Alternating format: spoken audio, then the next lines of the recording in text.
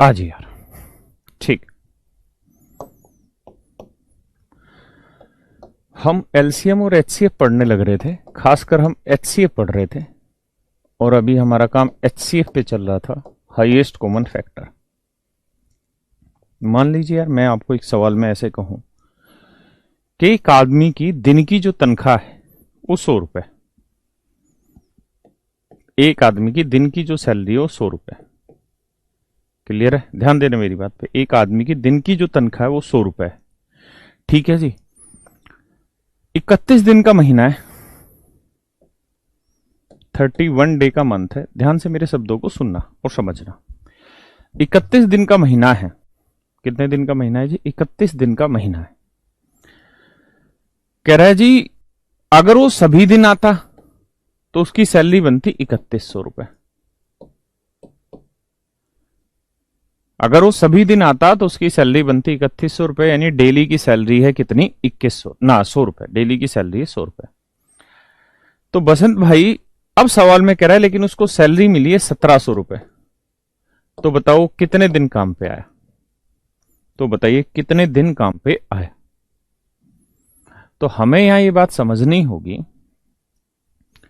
क्या कि यार उसको सैलरी मिली है 1700 रुपए और अगर सारे दिन वो काम पे आता तो उसकी सैलरी होती 3100 रुपए। हाँ ये सवाल तो आसान है इसलिए आपने 17 दिन का गुना कर दिया, लेकिन डाटा जब घूमेगा तो कैसे करें उस बात को समझिए।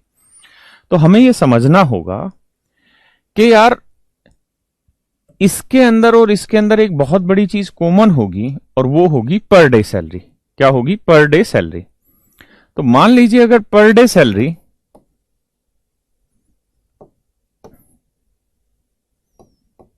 सैलरी एक्स रुपए है तो 31 दिन की सैलरी कितनी बनेगी? 31x। हाँ है ना? 31x। और जितने दिन वो आया होगा उतने दिन की, मान लो वो वाई डे आया होगा, नंबर ऑफ डे जो आया होगा वो वाई होगा, तो वाई दिन की सैलरी उसकी बनी होगी वाई एक्स। हमने ये माना है कि भाई एक दिन की उसकी सैलरी एक्स रुपए, तो अगर 31 के 31 दिन आया होता तो सैलरी 31x है। अब वो आया ही वाई दिन तो उसकी सैलरी वाई एक्स बनी होगी। ठीक है राम सिंह भाई? तो मेरे बच्चों कहानी ये है कि इन दोनों ही अमाउंट में, इस वाली अमाउंट में और इस वाली अमाउंट में एक चीज कॉमन है। क्या? एक्स।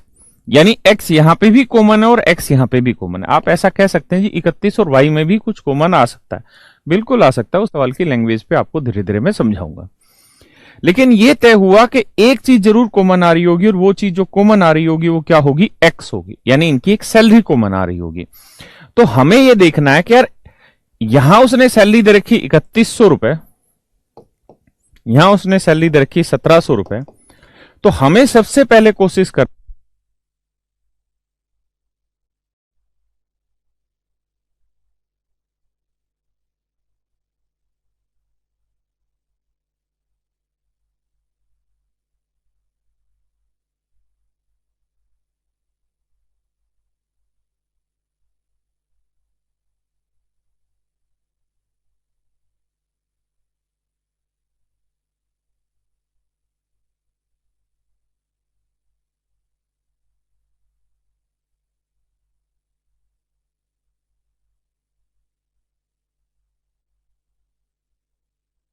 अब आवाज आई होगी। ठीक। तो मैं ऐसे कह रहा था कि एक ना एक चीज ऐसी होगी जो इन दोनों में कॉमन आएगी जिसमें आपको कोई इश्यू नहीं आ रहा होगा। क्लियर है दोस्त ये बात? तो 100 कॉमन आ जाएगा मेरे बच्चे। तो हम ये मान लेंगे कि इसकी जो अधिकतम तनख्वाह हो सकती है, जो सैलरी हो सकती है, वो कितनी हो सकती है? 100 रुपए पर डे की हो सकती है, क्योंकि 100 कॉमन आ रहा है। हाँ या ना? अब मैं एक सवाल लेके और फिर आपको धीरे धीरे समझाता हूं। कुछ बच्चों को जो पीछे सवाल कराए थे उनमें बड़ी दिक्कतें आ रही थी। आखिरी में बच्चे यही कह रहे थे कि सर समझ नहीं आया, दोबारा समझाइए। तो एक तो उस टाइप के मैं और भी सवाल ले रहा हूं, उस टाइप के मैं और भी सवाल ले रहा हूं। ठीक है जी? और दूसरी चीज ये कि जो पीछे थे एक बार उनको रिपीट कर देता हूं, एक दो सवाल को, ताकि उसमें दिक्कत ना हो। ठीक है?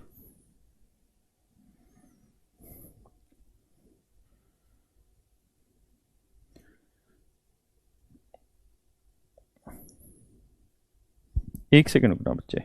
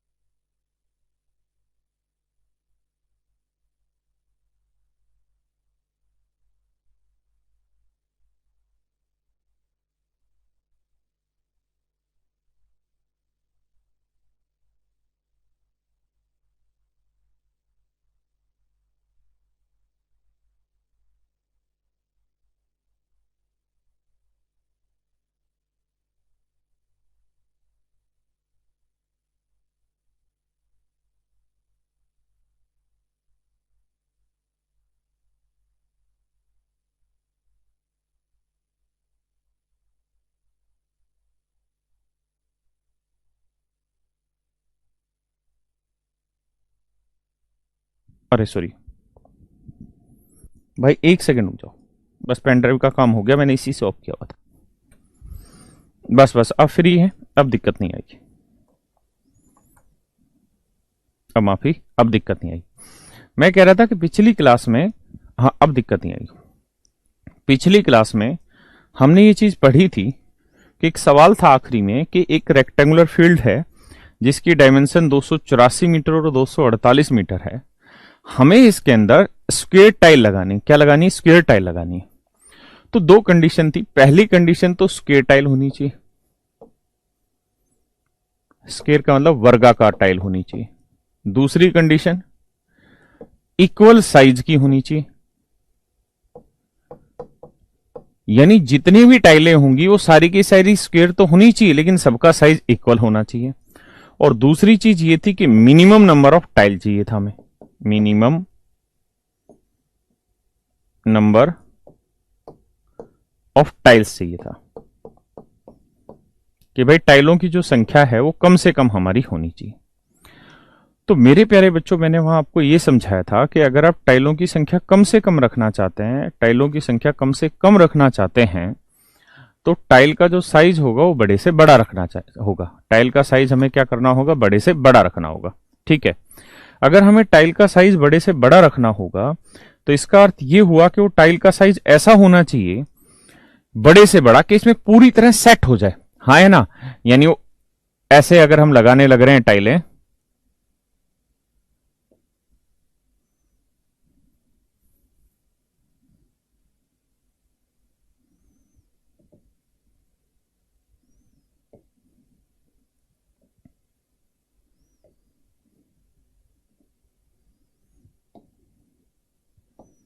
तो आप देखेंगे यहां सारी की सारी जो टाइलें हैं वो कैसी होनी चाहिए, स्क्वायर टाइल होनी चाहिए, सारी की सारी टाइल कैसी होनी चाहिए, स्क्वायर।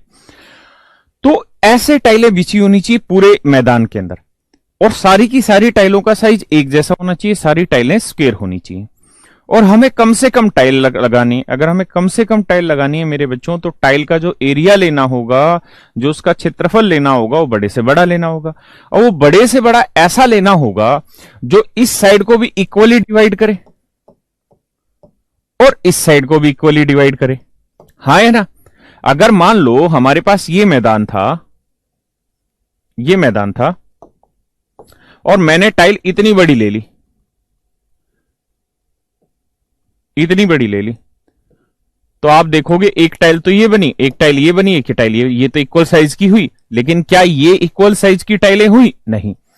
तो मतलब टाइलें ऐसी होनी चाहिए जो इधर भी वही साइज रखे और इधर भी उसी तरीके से साइज रखे। तो हमें ऐसा इसकी लेंथ लेनी होगी, ऐसा नंबर लेना होगा जो इस साइड को इक्वली बांट सके और इस साइड को भी इक्वली बांट सके, और वो बड़े से बड़ा नंबर लेना होगा।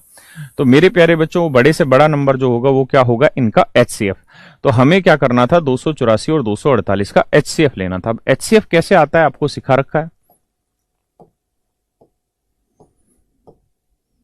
कि जब आप इनका एचसीएफ निकालेंगे तो एचसीएफ का तरीका बताया था कि बेटा इनका डिफरेंस निकालो। क्या निकालो? डिफरेंस। तो 48 और 2 50, 2 यहां हो गया, 34 यहां हो गया, तो 36 डिफरेंस आया। कितना आया बेटा? 36 डिफरेंस आया। तो या तो एचसीएफ 36 होगा या 36 का कोई फैक्टर होगा, हाँ है ना। तो हम लिखते हैं 36 के फैक्टर 1 गुना 36, 2 गुनी 18, 3 गुना 12, 4 नहीं 36, बस और तो कुछ है नहीं। सही। अब हमें देखना कि ये नंबर किस किस से एग्जैक्ट डिवाइड हो जाएंगे। तो सबसे पहले हम 36 को ही लेके चलेंगे क्योंकि सबसे बड़ा नंबर चाहिए होता है। तो 36 से कौन सा नंबर डिवाइड हो रहा है वो देखते हैं। तो 36 से भाग देते हैं, 6 8 48, 8 3 24, नहीं जा रहा। जब 36 से ये नहीं जा रहा, मेरी बात समझ रहे हैं ना। अब 18 से करके देखते हैं। तो 18 एकम 18 कितना बचा भाई? 6, नहीं जाएगा। 12 से देंगे, नहीं जा रहा क्योंकि 12 दूनी 24, नहीं जा रहा। 9 से देंगे तो 8 4 12 और 2 14, नहीं जा रहा। 4 से देंगे तो 4 से भाग का नियम है कि आखिरी 2 अंक 4 से भाग होने चाहिए, भाग हो रहे हैं। इसका मतलब इसका जो एचसीएफ निकल के आया मेरे बच्चों, कितना निकल के आया? 4। इसका मतलब जो ये टाइल की साइड की लेंथ है वो 4 यूनिट होगी। अगर मीटर है तो 4 मीटर होगी। क्लियर है? यहां तक बात आ रही समझ में? अगर ऐसा है तो अब सवाल इस तरीके से करिए थे, या इस तरह कराया था कि भाई पूरे मैदान का एरिया ले लो। पूरे मैदान का एरिया था 284 गुना 248, ये रेक्टेंगल का एरिया होता है। बटे में कर दो जी क्या? एक टाइल का एरिया। तो भैया एक टाइल का एरिया ये वाला बना, ये एक टाइल बनी। तो इस टाइल का एरिया कितना बना, 4 गुना 4। तो पूरे मैदान के एरिया को इस टाइल के एरिया से डिवाइड कर दो, आपका आंसर हो जाएगा। तो 4 गुना 4 से भाग दे दो, ये आपका आंसर। क्लियर है मेरे बच्चे? ये मेरा सवाल था जो मैं आपको कल मतलब पिछली क्लास में कराया था, जो भी था। ठीक है, अब आगे आते हैं। अभी भी साउंड नहीं आ रही क्या अंकुर?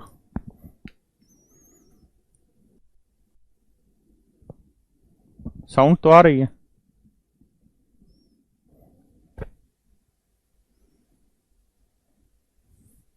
जिनको साउंड नहीं आ रही है वो एक बार अपना मोबाइल ऑफ कर वो ऐप बंद करके फिर दोबारा से करके देख लो यार, आनी चाहिए साउंड। अब आते हैं जी आगे।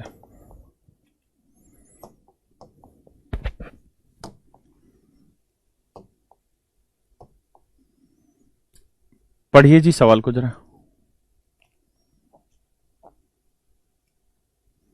जब भी मैं टाइप बता रहा था उसी से रिलेटेड क्वेश्चन करिए जरा।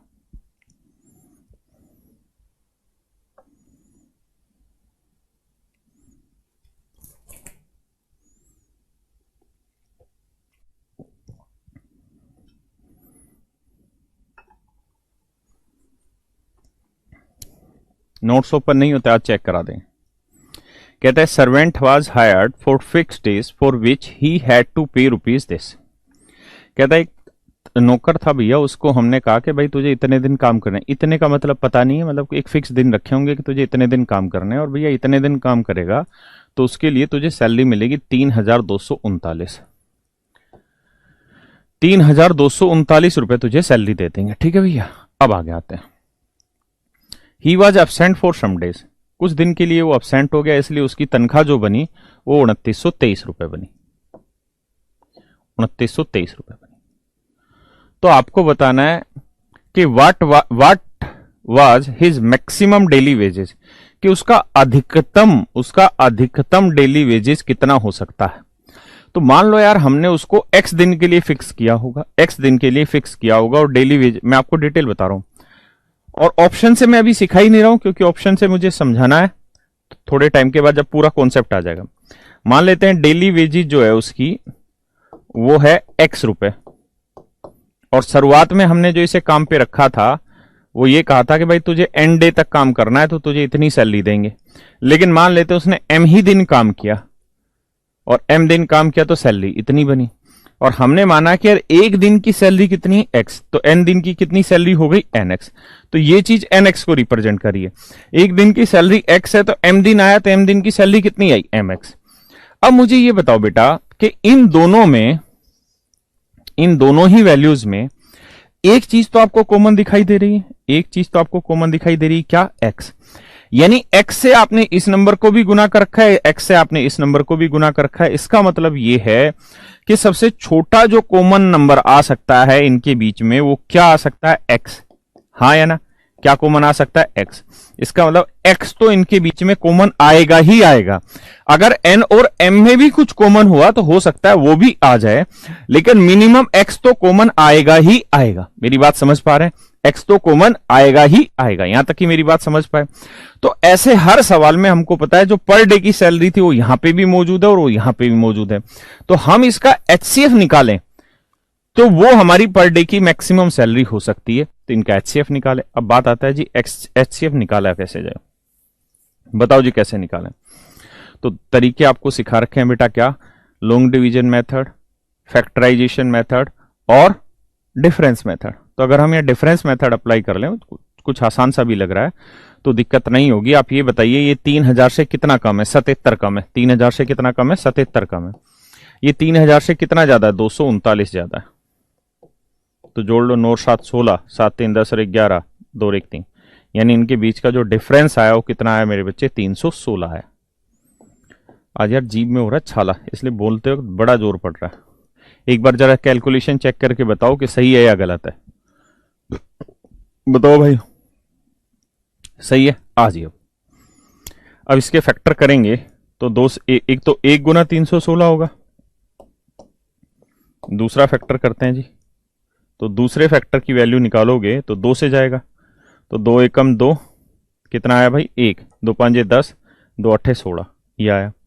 उसके बाद 2 3 से जा रहा है, 6 1 7, 3 10 नहीं जा रहा, तो उसके बाद आ जाओ 4 पे, कि 4 इसका फैक्टर बनता है, तो 4 से भाग दोगे, 4 7 28, 4 9 36 79, ये इसके कुल मिला के फैक्टर बने। उसके बाद आप जानते हैं 79 आगे टूटता नहीं है, प्राइम नंबर है, तो यही इसके फैक्टर हैं। अब मुझे ये देखना है कि ये 9 लिखा हुआ है, ओड नंबर है। अगर ये ओड नंबर है तो किसी भी सूरत में किसी इवन नंबर से डिवाइड नहीं हो सकते, यानी इसका आंसर या इसका एचसीएफ 316, 158, 2 और 4 में से कुछ भी नहीं हो सकता। हाँ या ना, ये इनके एचसीएफ नहीं हो सकते। तो एचसीएफ या तो 1 होगा या 79 होगा। मेरी बात समझ रहे हैं?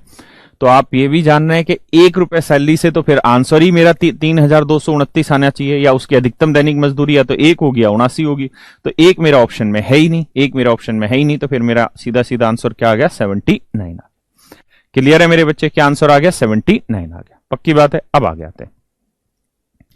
देखिए यार, ऐसा नहीं है कि हम इसे ऑप्शन से नहीं बता सकते थे। मैं चाहता तो इसको 1 ही सेकंड में आपको बता सकता था ऑप्शन से, मात्र 1 सेकंड में। कैसे बताता 1 सेकंड में ऑप्शन से? मैं आपको कहता कि भाई देखो, जो भी हमारा एचसीएफ होगा वो इन दोनों संख्याओं को डिवाइड करने वाला होना चाहिए, इन दोनों ही संख्याओं को डिवाइड करने वाला होना चाहिए, इन दोनों ही संख्याओं को डिवाइड करने वाला होना चाहिए। तो ये संख्याएं है कैसी? ओड नंबर है। कैसी संख्याएं? ओड नंबर है। कैसी संख्याएं? Odd number. और जो ओड नंबर होता है वो कभी भी इवन नंबर से डिवाइड नहीं होता। ओड नंबर, विषम संख्या इवन संख्या से डिवाइड नहीं होती। तो ये भी इवन था, ये भी इवन था, बचा ये और ये। हाँ या ना, बचा ये और ये। उसके बाद अगर मेरे में थोड़ा दिमाग होता तो मैं कहता कि 81 आंसर होगा, तो 81 जो है वो 9 का मल्टीपल है। 81 9 से डिवाइड हो रहा है, तो इसका मतलब 81 9 से भाग हो रहा है, तो ये दोनों संख्याएं भी 9 से भाग होनी चाहिए। हाँ है ना? तो अब देख लेते जी 9 से भाग होता है कि नहीं होता है। तो 3 2 5 और 3 8, 9 से भाग नहीं हो रहा, तो इसका मतलब ये मेरा आंसर नहीं होगा। सीधा सीधा मैं इस पे आ जाता।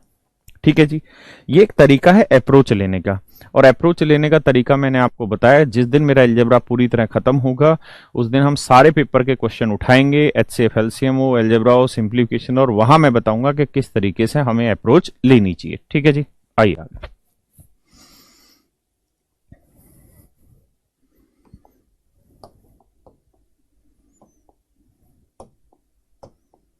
बताओ जी।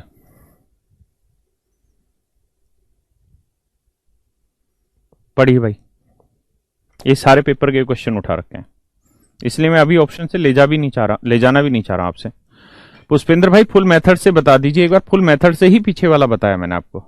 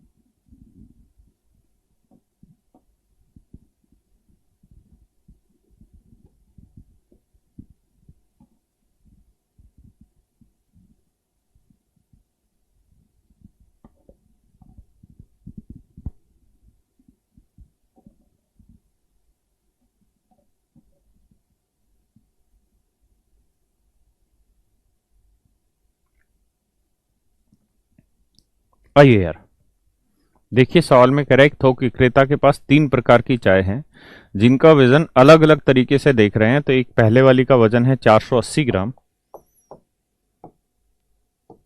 480 किलोग्राम। दूसरे वाली का जो वजन है वो 468 किलोग्राम है, और तीसरे वाली चाय का जो वजन है वो 516 किलोग्राम। सवाल को ध्यान से समझिए। कहता है समान आकार के थैलों की न्यूनतम संख्या ज्ञात करो जिसमें प्रत्येक प्रकार की चाय को बगैर मिलाए रखा जा सकता है। यानी मिनिमम नंबर ऑफ पैकेट्स चाहिए, मिनिमम नंबर ऑफ पैकेट्स।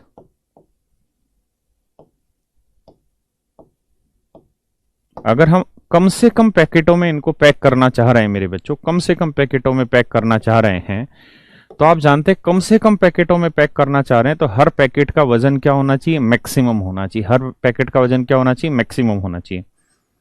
तो आंसर होगा मैक्सिमम वेट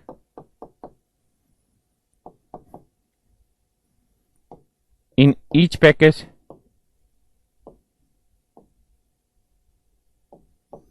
अधिकतम वजन होना चाहिए हर पैकेट के अंदर, अधिकतम वजन होना चाहिए हर पैकेट के अंदर।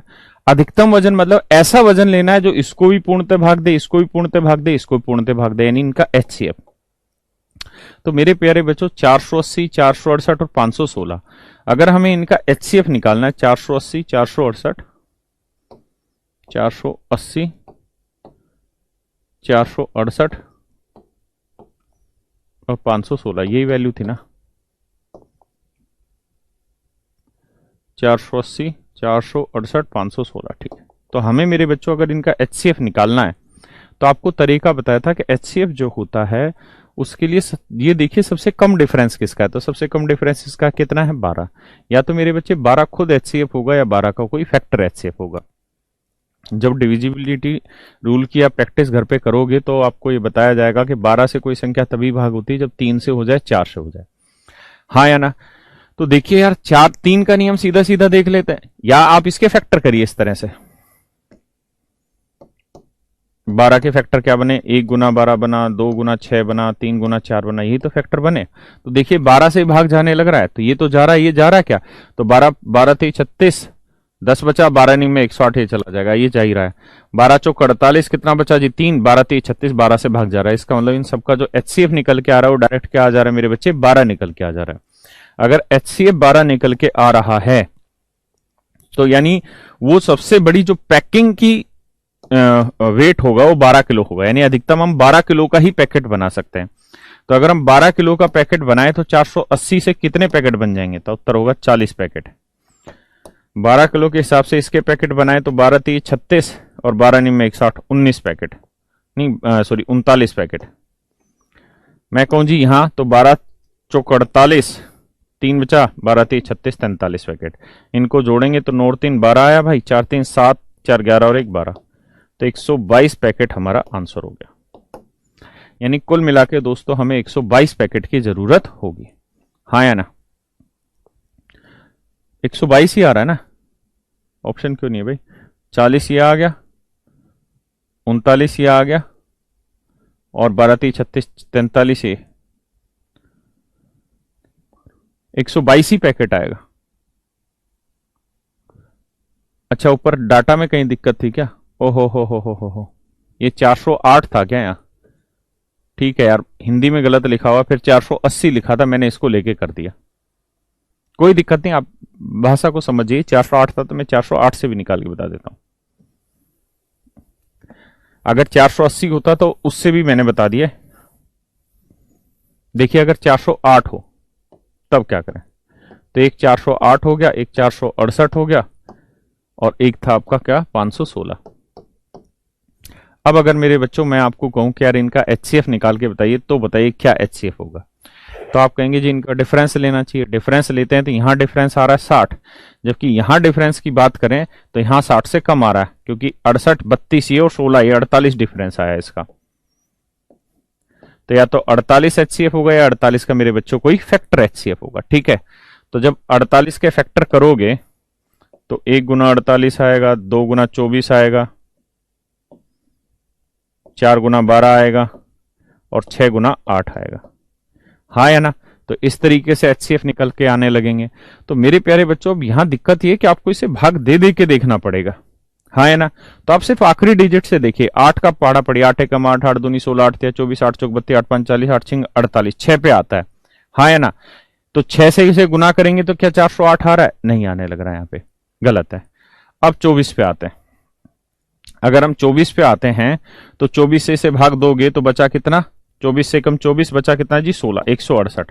अब देखो 168 क्या 24 से भाग जा रहा है, 4 का पाड़ा पड़ी है, 4 कम 4, 4 दूनी 8, 4 3 12, 4 चौक 16, 4 5 20, 4 6 24, 4 7 28, 7 से जा रहा है, 7 चौक 28, 7 दूनी 14 जा रहा है, यानी 24 से डिवाइड हो रहा है। इसे देखते हैं। अब आप ऐसे भी अंदाजा लगा सकते हैं कि अगर 408 24 से डिवाइड होने लग रहा है तो 408 और 468 का डिफरेंस कितना है? 60। क्या 60 24 से डिवाइड हो रहा है? नहीं, तो ये 24 से डिवाइड नहीं हो रहा होगा। अब आते हैं 12 पे। जब ये 24 से डिवाइड हो गया ये वाला नंबर, तो ये 12 से तो हो ही जाएगा। इसे चेक करते हैं। तो 12, और वैसे भी चेक करने की जरूरत नहीं पड़ेगी, क्योंकि जब 408 12 से भाग हो रहा है तो इसका डिफरेंस कितना है? 60। तो 408 12 से भाग हो गया, 60 भी 12 से भाग हो गया। तो इसका मतलब अगर आप इसे भाग देके भी देखेंगे 12 से, तो ये संख्या 12 से डिवाइड हो जाएगी। हाँ या ना? ऐसे ही इस वाले को 12 से भाग देंगे तो 12 चौक 48, 12 23 36, ये भी 12 से मेरा डिवाइड पूरी तरीके से हो रहा है। तो इसका हाँ 16 गुना 3 भी इसका एचसीएफ हो सकता है, बिल्कुल। एक फैक्टर ये भी हुआ 3 गुना 16, तो आपको 16 से भी चेक करना पड़ेगा। बात आ रही है समझ में? पक्का? तो इसका एचसीएफ निकालोगे तो देखो 16 से क्या भाग हो रहा है, तो 16 दूनी 32, बचा कितना भाई? 8। 16 से भाग नहीं हो रहा है, नहीं 16 इसका एचसीएफ नहीं हो सकता। तो इसका एचसीएफ कितना निकल के आया? 12। अब 12 इसका एचसीएफ निकल के आया मेरे भाई। तो अब क्या करो, ये पता चल गया कि मैक्सिमम जो वेट हो सकता है पैकेट में वो 12 किलो हो सकता है। हाँ है ना? तो पहला था 408 किलो, इसे 12 से भाग दो तो 12 दूनी 24, 12 3 36, 36 आया, 12 चौक 48, 34 किलो बना। अगला था जी 468 किलो, इसे 12 से भाग दोगे तो आया 39 किलो। फिर था जी आपका 516 किलो, इसे 12 से भाग दोगे तो ये आया था 43 किलो। अब जोड़ेंगे 9 और 3 12 और 4, 12 और 4 कितना होता है जी? 16। 4 3 7 3 10 और 11, तो आंसर आया 116 पैकेटों का काम करना पड़ेगा, 116 पैकेट निकालना पड़ेगा। क्लियर है जी? अब बढ़ा जाए आगे, ठीक है जी। अब मैं एक और भी एचसीएफ का तरीका समझाता हूं आपको, 408 468 और 516 का। कैसे? यही कर लेते हैं, यही है ना, 408 लिख लेते हैं। 408 480 और 516। देखिए यार, एक बात को समझने का प्रयास करिएगा। इनका डिफरेंस कितना आ रहा है? 60। इनका डिफरेंस कितना था? 48। हाँ है ना? ये थोड़ी समझ वाला तरीका, धीरे धीरे आप प्रैक्टिस करते करते समझेंगे। मान लीजिए आपने ये डिफरेंस 60 निकाल दिया और छोड़ दीजिए 60 को। अब 48 के फैक्टर करिए। अब 48 के फैक्टर करिए ध्यान से। तो 48 के फैक्टर में 1 गुना 48, 2 गुना 24, 3 गुना 16, 4 गुना 4 से भी कटता है ना? अरे 12 चौक 48, 6 8 48। आज यार जीभ में फाला हो रहा है, कंसंट्रेशन ही नहीं बन पा रहा। तो मेरे प्यारे बच्चों, अब आप सिर्फ इतनी बात को समझिए कि 90 अगर 15 से भाग हो रहा है, 90 मान लीजिए 15 से भाग हो रहा है, तो 90 में मैं 40 जोड़ दूं, 130 आया, तो बताओ क्या 130 15 से भाग हो जाएगा? तो आप कहेंगे सर अगर 90 15 से भाग हो गया है ना, तो 90 में जितना आप जोड़ रहे हो ना, ये भी 15 से डिवाइड होना चाहिए, तभी ये संख्या भी 15 से डिवाइड होगी।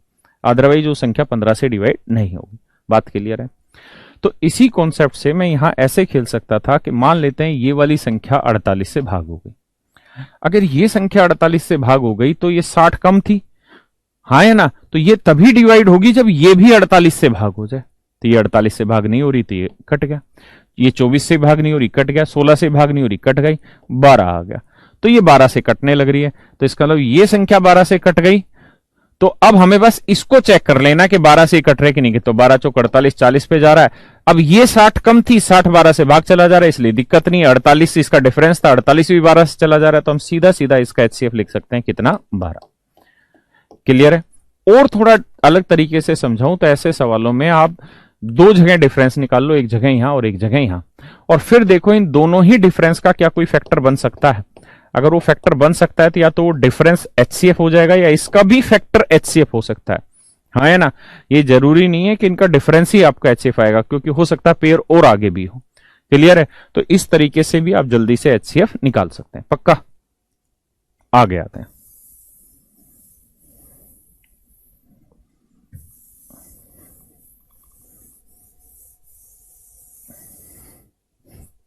चलिए यार,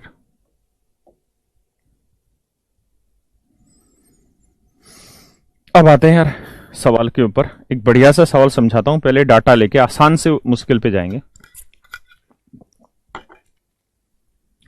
बताइए भैया,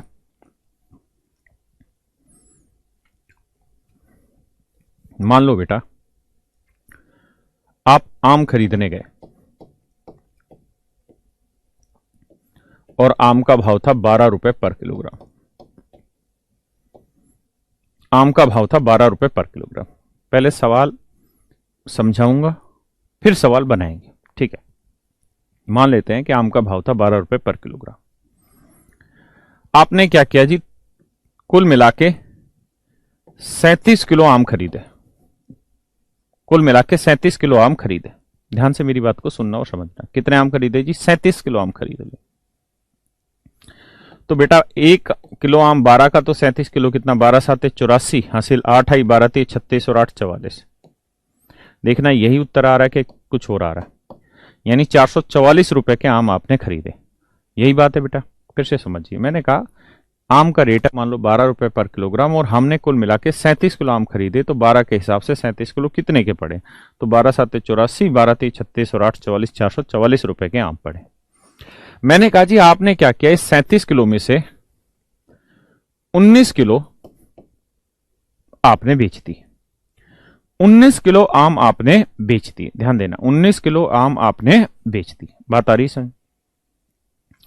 तो 19 किलो आम बेच दिए आपने, जिस रेट से खरीदे थे उसी रेट पे, यानी 12 किलो के भाव से आपने आम बेच दिए। तो 19 को 12 से गुना करेंगे तो 12 निम में 108, हासिल आ गई 10, 12 कम 12 और 10 22। देखना भाई कैलकुलेशन सही है क्या?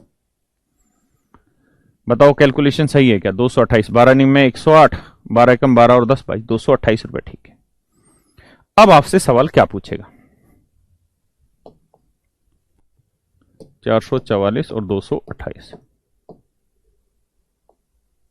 सवालों की फॉर्मेशन समझना, रटे रटाई तरीके में मत जाना। मैं आज थोड़ा ढीला पढ़ा रहा हूं, लेकिन आप समझ के चलना चीजों को। ए man purchase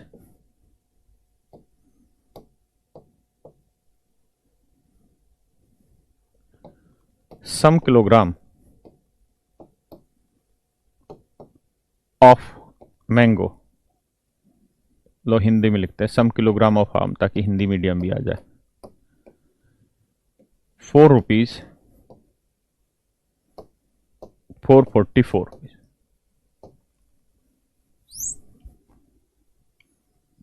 then he cell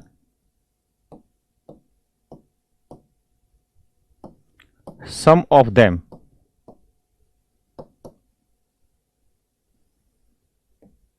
at rupees 228 at cost price.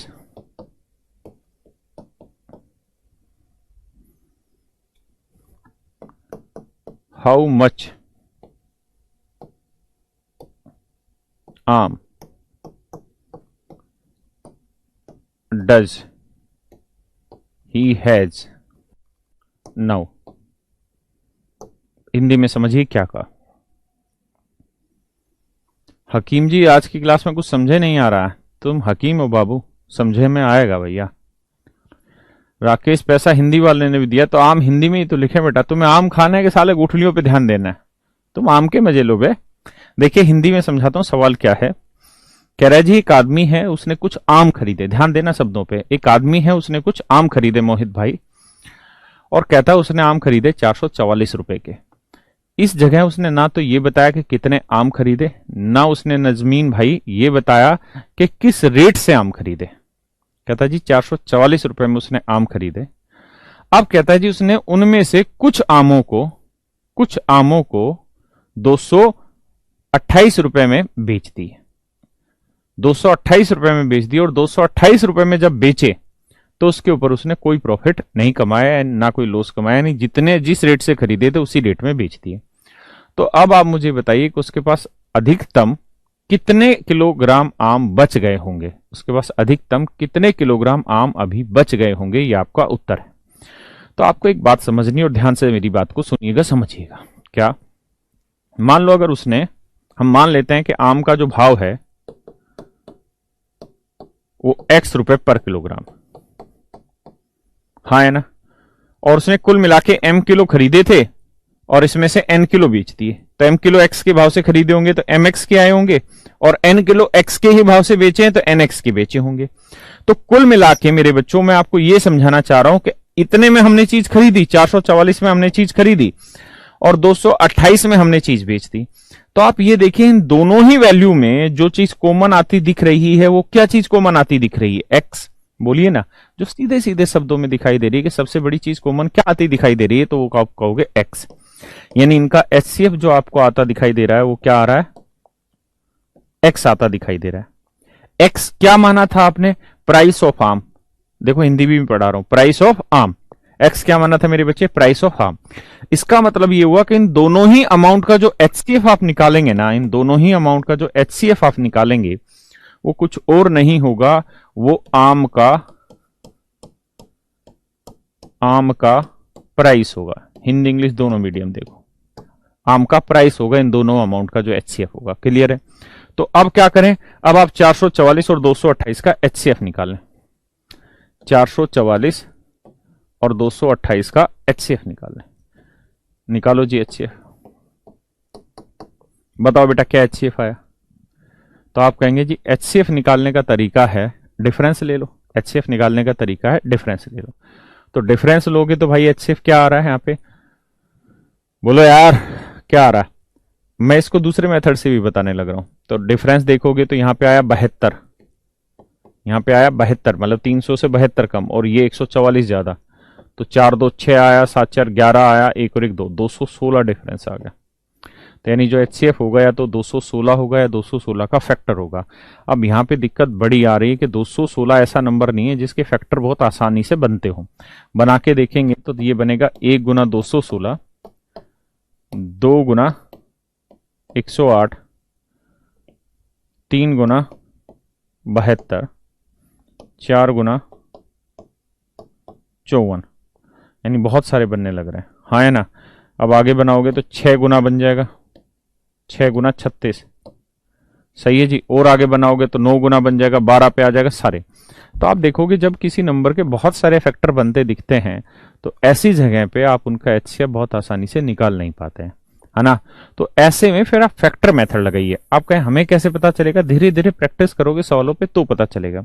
एक चीज जो साफ साफ समझ में आ रही है वो ये कि 4 से ये भी कॉमन हो रहा है, 4 से ये भी कॉमन आ रहा है, तो 4 को इसको निकाल दो, है ना? तो 4 को यानी एचसीएफ 4 तो बना ही बना जो सिखाया था तरीका। अब बचा क्या? यहाँ 1 1 1, और यहाँ क्या बचा? 4 5 20, 4 7 28। हाँ है ना? अब हमने 3 की डिविजिबिलिटी भी पढ़ी हुई है, हमने 3 का भी डिविजिबिलिटी पढ़ी हुई है। क्या कि अंकों का योग 3 से भाग होना चाहिए। तो 1 और 1 2 और 1 3, 3 आ रहा है। यहाँ 5 7 12, ये भी 3 से भाग जा रहा है, ये भी 3, तो 3 कॉमन ले लो। तो 3 कॉमन लोगे तो यहाँ कितना बचा? 37। अब आगे बेशक कुछ मत लेके जाओ, यहां 3 कॉमन लोगे तो बचा 19। अब हमें ये बात समझ में आ गई कि ये जो नंबर है, ये और ये दोनों नंबर ऐसे आ गए जिसमें कुछ भी कॉमन नहीं आ सकता। इसका मतलब मेरे बच्चे ये बना कि इसका जो एचसीएफ है वो क्या बना? 12। एचसीएफ जो है वो क्या है? 12। अभी क्लास लाइव ही है बेटा, इसमें क्या पूछना है?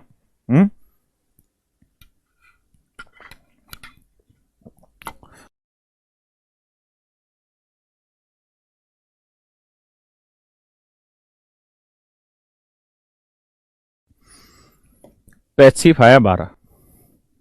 अगर एचसीएफ 12 आ रहा है तो हमने ये देख लिया कि 12 इन दोनों में सबसे बड़ा कॉमन नंबर आ रहा है जो दोनों को एग्जैक्ट डिवाइड करेगा। इसका अर्थ ये हुआ कि ये इसका आम का जो प्राइस हो सकता है वो 12 रुपए पर किलोग्राम हो सकता है। अगर आम की कीमत 12 रुपए है तो 12 रुपए के भाव से आपने कितने की चीज खरीदी? 37 किलो। और 12 ही रुपए के भाव से आपने यह चीज बेची तो कितने की बेचती? मतलब कितनी चीज बेच दी? 19 किलो। तो अब ये बताओ 37 किलो खरीदी, 19 किलो बेच दी, तो बची कितनी? तो 37 किलो आम लाए थे भैया, इसमें से 19 किलो आपने बेच दिया, तो बचा कितना? 18 किलो। तो अब कुल मिला के हमारे पास 18 किलो आम बचा हुआ है और यही हमारा आंसर होगा। क्लियर है दोस्तों? बात आ रही है समझ में उमंग भाई, अमित भाई?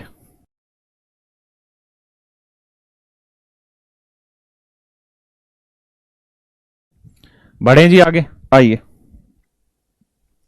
अब इसी सवाल में और क्या चेंजेस कर सकता है? तो इसमें चेंजेस ऐसे कर सकता है,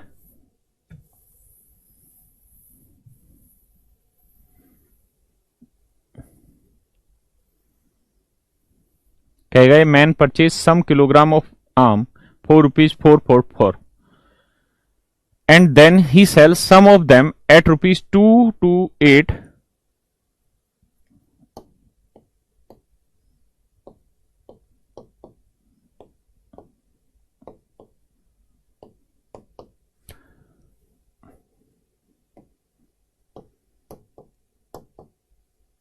एट एट ए प्रो, इसको लिख देगा ऐसे, एट ए प्रॉफिट ऑफ 10%। देखिए सवाल अब भी है लेकिन भाषा बदल दी। क्या है, कह रहे जी एक आदमी ने 444 रुपए में कुछ किलोग्राम आम खरीदे। ध्यान से समझिएगा, एक आदमी ने 444 रुपए में कुछ किलोग्राम आम खरीदे। कहता है जी उसने इनमें से कुछ आमों को बेच दिया 250 रुपए 80 पैसे के भाव से, लेकिन उसके अंदर उसने 10% का प्रॉफिट कमाया। उसके अंदर उसने 10% का प्रॉफिट कमाया है। तो बताइए अब उसके पास अधिकतम कितने किलोग्राम आम बच गए होंगे, ये आपका आंसर है। तो मेरे बच्चों बताइए उसके पास कितने किलोग्राम आम बच गए होंगे, बताओ बेटा।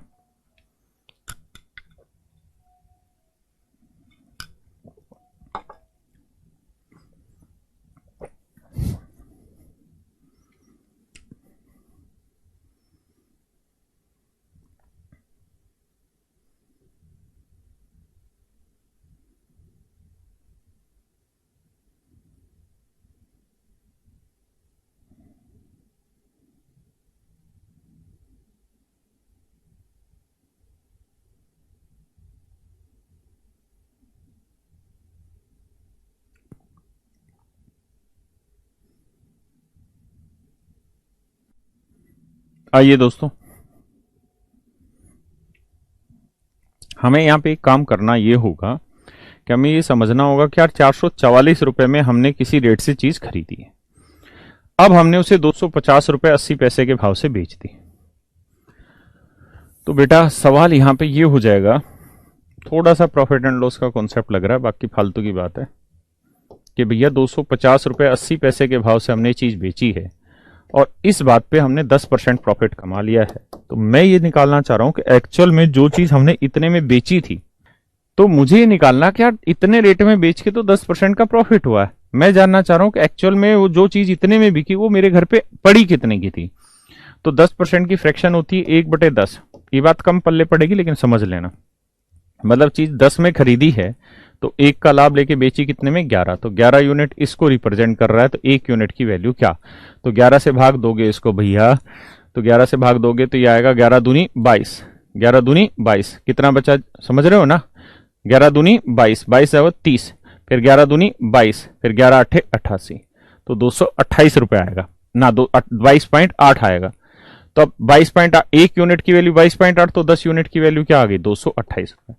इसका मतलब जो चीज हमने 250 रुपए 80 पैसे में बेची थी वो हमारे घर पे कितने की पड़ी थी, 228 रुपए की। बात आ रही है यहां तक समझ में। तो अब ये सवाल वही बन गया जो था, यानी अब मैं ऐसे कह सकता हूं कि जी 444 रुपए के भाव से हमने कुछ चीज खरीदी थी और अगर हम कॉस्ट पे ही उतनी, अगर उसी रेट पे हम चीजें बेचते तो 228 रुपए ही हमको मिलते। तो बताओ जी हमारे पास कितनी चीजें बच गई। तो हमें कुछ नहीं करना, दोनों का एचसीएफ लेना था, दोनों का एचसीएफ 12 था, 12 से भाग दिया तो ये 37 किलो आया, और इसे 12 से भाग देते तो मेरे बच्चों यहां आ जाता 19 किलो। तो ये बताओ 37 किलो हमने खरीदा था, 19 किलो बेच दिया, तो बचा कितना, 18 किलो। तो क्या आप मेरी बात समझ पाए कि किस तरीके से वो सवाल दे सकता है आपसे, हाँ है ना। अरुण नहीं आया बात समझ, 11 कैसे आया वो छोड़ दो यार, प्रॉफिट एंड लॉस का कॉन्सेप्ट लग गया। अगर आपने नहीं पढ़ रखी तो वो चीजें नहीं समझ पा रहे होंगे, ठीक है, क्योंकि प्रॉफिट एंड लॉस है। यहां मैंने सवाल सिर्फ इसलिए दिया ये कि ताकि आप ऐसा सवाल पेपर में आए तो आप ये ना सोचे कि हमारी रेंज से बाहर है, ऐसा नहीं है। उसमें कहीं प्रॉफिट एंड लॉस का छोटा मोटा कॉन्सेप्ट लगा रखा होता है। जो रेंज है वो हमारी पूरी एचसीएफ एलसीएम पे है। अब हम आगे आते हैं मेरे बच्चों, यहां तक मैंने आपको पढ़ा दिया। जो पीछे की क्लासों की आपकी दिक्कतें थी वो दूर करा दी हैं।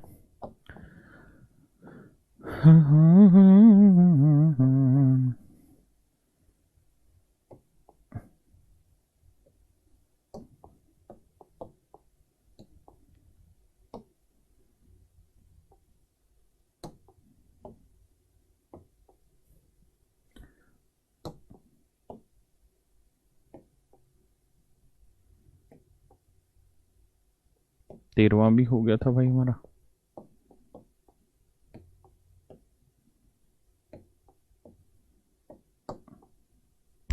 आज ही मेरे बच्चे क्वेश्चन नंबर 14 पे। कहता था ratio of two number is 3:4 and their LCM is 60, find their HCF. आपको याद होगा पिछली क्लास में मैंने आपको ये बात बताई थी कि अगर मान लीजिए कोई नंबर है 57 और 95, मैं आपसे चाहता हूं कि यार आप इन दोनों ही संख्याओं का अनुपात निकाल के बताइए। आप इन दोनों ही संख्याओं का अनुपात निकाल के बताइए क्या होगा। तो अनुपात निकालने का तरीका ये होगा कि भैया हम इनको सिंपलेस्ट फॉर्म में लिखेंगे। तो सिंपलेस्ट फॉर्म में लिखने के लिए हमें किसकी जरूरत होगी? एचसीएफ की, यानी उस बड़े से बड़े नंबर की जरूरत होगी जो इसको भी काट दे और इसको भी काट दे। तो दोनों का एचसीएफ क्या होगा जी? 19। तो 19 थी 57, 19 5 95, यानी ये संख्या 3 से भी पूर्णतः भाग हो रही है और मेरे बच्चे ये संख्या 5 से भी पूरी तरीके से डिवाइड हो रही है। तो मैं आपको ये समझा रहा था कि बेटा ये जो 3 और 5 बचे, ये ऐसी वैल्यूज बची हैं, ये 3 और 5 जो बचे ये ऐसी वैल्यूज बची हैं जो प्राइम नंबर हैं, जिनके मतलब प्राइम नहीं सॉरी को प्राइम नंबर हैं,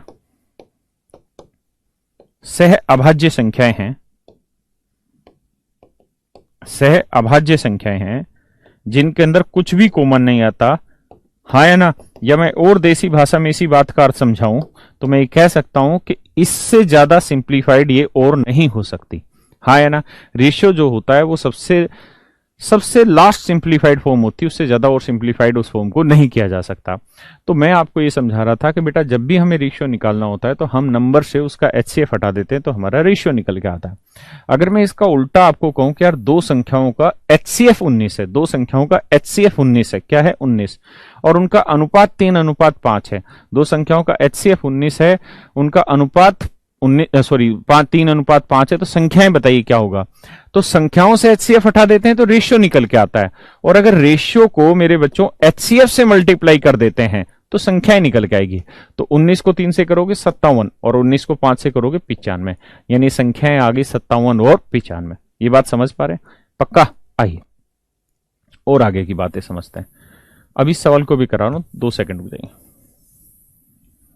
तो हम पहली बात तो ये समझे कि यार रेशियो जो होता है वो सिंप्लीफाइड फॉर्म होता है, उससे ज्यादा सिंप्लीफाइड चीजें नहीं होती। अगर हम नंबर से एचसीएफ हटा लेते हैं तो रेशियो आता है, रेशियो को एचसीएफ से गुना कर देंगे तो संख्याएं बन जाती।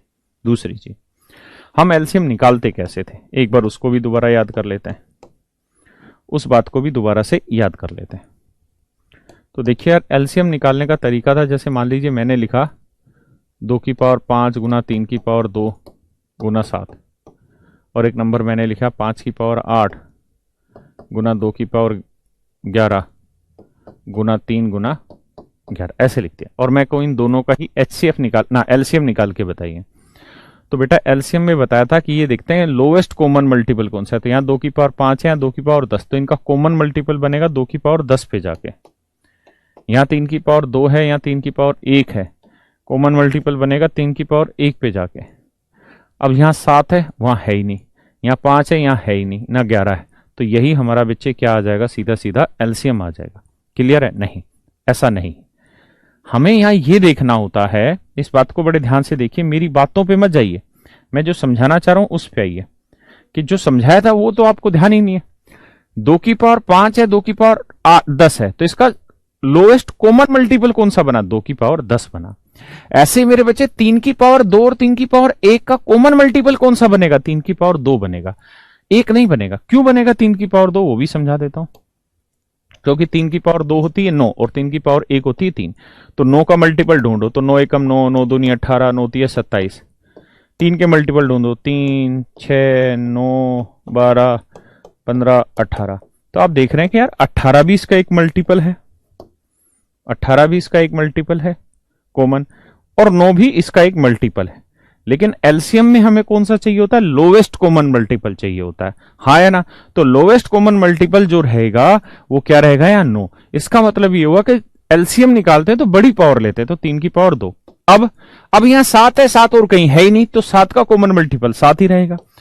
बाकी यहां 5 है तो 5 का 5 ही लेना पड़ेगा, बाकी बचा 11 तो 11 लेना पड़ेगा। तो ये मेरे बच्चों हमारा क्या निकल के आया? एलसीएम निकल के आया। क्लियर है जी यहां तक की बात? अब अगर एचसीएफ की बात हो रही होती यहां पे, तो वहां फैक्टर था कि 2 की पावर 5 और 2 की पावर 10 में क्या कॉमन आ रहा है? 2 की पावर 5। 3 की पावर 2 और 3 की पावर 1 में क्या कॉमन आ रहा है? 3 की पावर 1। बस यही हमारा एचसीएफ हो जाता और कुछ कॉमन नहीं आता। समझ पाए? अब हम सवाल पे आते हैं। समझ के चलिए, बिल्कुल हाँ में हाँ मत भरते चलिए। अब आते हैं, कह रहा है दो संख्याओं का अनुपात 3:4। दो संख्याओं का अनुपात 3:4। कह रहा है जी इनका जो HCF है वो मान लेते हैं x। इनका जो HCF है वो हम क्या मान लेते हैं मेरे बच्चे, x। तो मैंने अभी बताया कि अगर हमें संख्याएं निकालनी हो, नंबर निकालना हो, संख्याएं निकालनी हो, तो संख्याएं कैसे निकालते हैं? तो आप कहेंगे जी संख्याएं निकालनी है तो HCF को संख्या से गुना कर दो ना, HCF को अनुपात से गुना कर दो, आपकी संख्या निकल के आती। ठीक है, तो x को 3 से गुना करा 3x आया, x को 4 से गुना किया 4x आया। यानी जो संख्याएं हैं वो मेरी 3x और 4x है, जो संख्याएं हैं वो मेरी क्या है, 3x और 4x है। अब मुझे इनका एलसीएम निकालना है। तो एलसीएम निकालना है तो एलसीएम कैसे निकाला जाए? तो एलसीएम का तरीका है, जो नंबर इनमें कॉमन आ रहा है वो सबसे पहले ले लो, क्योंकि इससे पहले मैंने बताया कि जो कॉमन आ रहा है उसमें बड़ी पावर ले लो, बाकी जो बच गए वो सारे लिख लो। तो यहां कॉमन क्या आ रहा है, x, तो x ले लिया, बाकी जो बच गया वो सारा लिख लो। तो ये हमारा कुल मिला के क्या आया मेरे बच्चों, एलसीएम आया। क्या आया, एलसीएम आया। अब एलसीएम क्वेश्चन में दे क्या रखा है, 60। तो सोल्व करोगे 4 3 12 5 60, तो x की वैल्यू क्या निकल के आई, 5। इसका मतलब मेरा जो HCF निकल के आ गया 5 है। अब पूछे संख्या क्या है, तो बताया था कि HCF को अनुपात से गुना करोगे तो संख्या आएगी। तो यानी HCF 5 था तो 5 को 3 से किया 15, 5 को 4 से किया 20। यानी जो संख्याएं थी वो क्या थी मेरे बच्चे, 15 और 20। प्रीति आप कोई रिप्लाई नहीं करते, बोल बेटा क्या रिप्लाई चाहिए? बात आ रही है जी यहां तक समझ में? किसी भाई को कोई दिक्कत है? नहीं। एलसीएम में हो सकता है किसी भाई को दिक्कत आ रही हो, ऑप्शन से अभी नहीं जाना, हमको चीजें सीखनी है। देखिए यार, मैं आपको कहूं कि 3 की पावर 2 गुना 5 है, दूसरी जगह है 3 की पावर 4 गुना 7। मैं कहूं यार इनका एलसीएम निकालो, तो सबसे पहले आप ये देखिए कि इनमें जो कॉमन वैल्यू है 3 की पावर 2, 3 की पावर 4, इसमें हाईएस्ट पावर क्या है, 3 की पावर 4। अब 5 तो कॉमन है नहीं, 7 कॉमन है नहीं, तो बाकी जो कॉमन नहीं उसको गुना करते हैं, तभी तो एलसीएम निकल के आ रहा है यहाँ पे, हाँ है ना? तो वही काम हमने यहां पे किया। अब आगे आते हैं,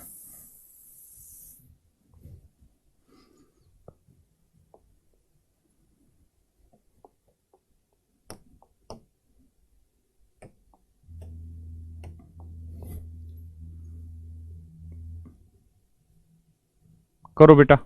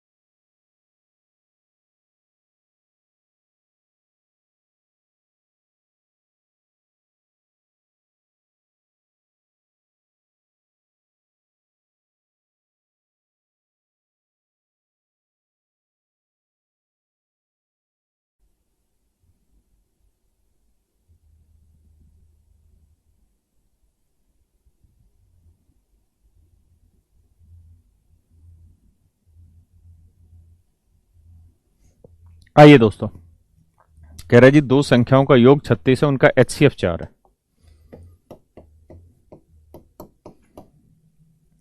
तो संभव जोड़ों की संख्या ज्ञात करें। तो अनुपात मान लेते हैं x अनुपात y। क्या मान लेते हैं बेटा, x/y मान लेते हैं। अगर HCF 4 है और हमने रेशियो मान लिया x:y। तो ध्यान ये रखिएगा, ये x और y ऐसी टर्म होगी जो और सिंप्लीफाइड नहीं हो सकती, जिसमें कुछ भी कॉमन नहीं आ सकता। तो मैं को नंबर बताओ तो HCF को रेशियो से गुना करेंगे, यानी 4x और 4y। अब सवाल में कह रहा है कि जी इन दोनों ही संख्याओं का योग 36 है, तो दोनों का योग 36 करेंगे तो 4 पूरे में कॉमन आएगा, तो x प्लस वाई आया 9। अब x और y ऐसी वैल्यूज हैं जिन दोनों का जोड़ तो आए 9 और जिनमें कुछ भी कॉमन आए, तो क्या क्या हो सकता है? 0 तो ले नहीं सकते, ध्यान रखना, 1 लेंगे और 8 ले लेते हैं, 2 और 7 ले लेते हैं, ऐसे ही 3 और 6 भी हो सकता है, ऐसे ही 4 और 5 भी हो सकता है। लेकिन आप देखेंगे कि अगर हम 3 और 6 ले लें तो क्या 3 और 6 रेशियो की टर्म में लिखे जा सकते हैं? तो आप कहेंगे नहीं जी, 3 और 6 तो अनुपात होता ही नहीं है। अनुपात निकालोगे तो ये होता है 1:2, यानी ये सबसे सिंपलेस्ट फॉर्म नहीं थी, और x और y जो होने चाहिए वो सिंपलेस्ट फॉर्म होनी चाहिए थी, इसलिए 3 और 6 सिंपलेस्ट फॉर्म नहीं थी। तो मेरा आंसर होगा 1 पेयर, 2 पेयर, 3 पेयर। यानी ऐसे कितने जोड़े संभव है मेरे बच्चे? 3 जोड़े यहां पे संभव है। क्या मेरी बात समझ पा रहे हैं? हाँ, आ गया ये।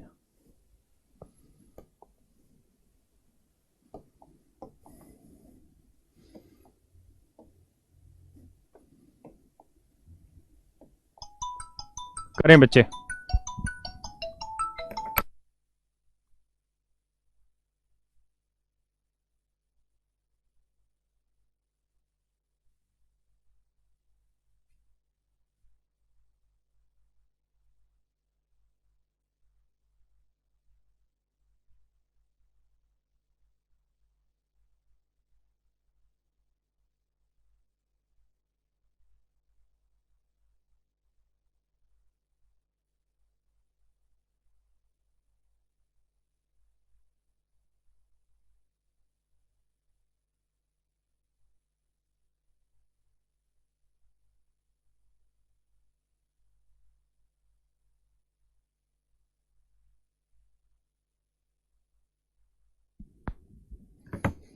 आइए मेरे बच्चों आगे देखिए, सॉरी,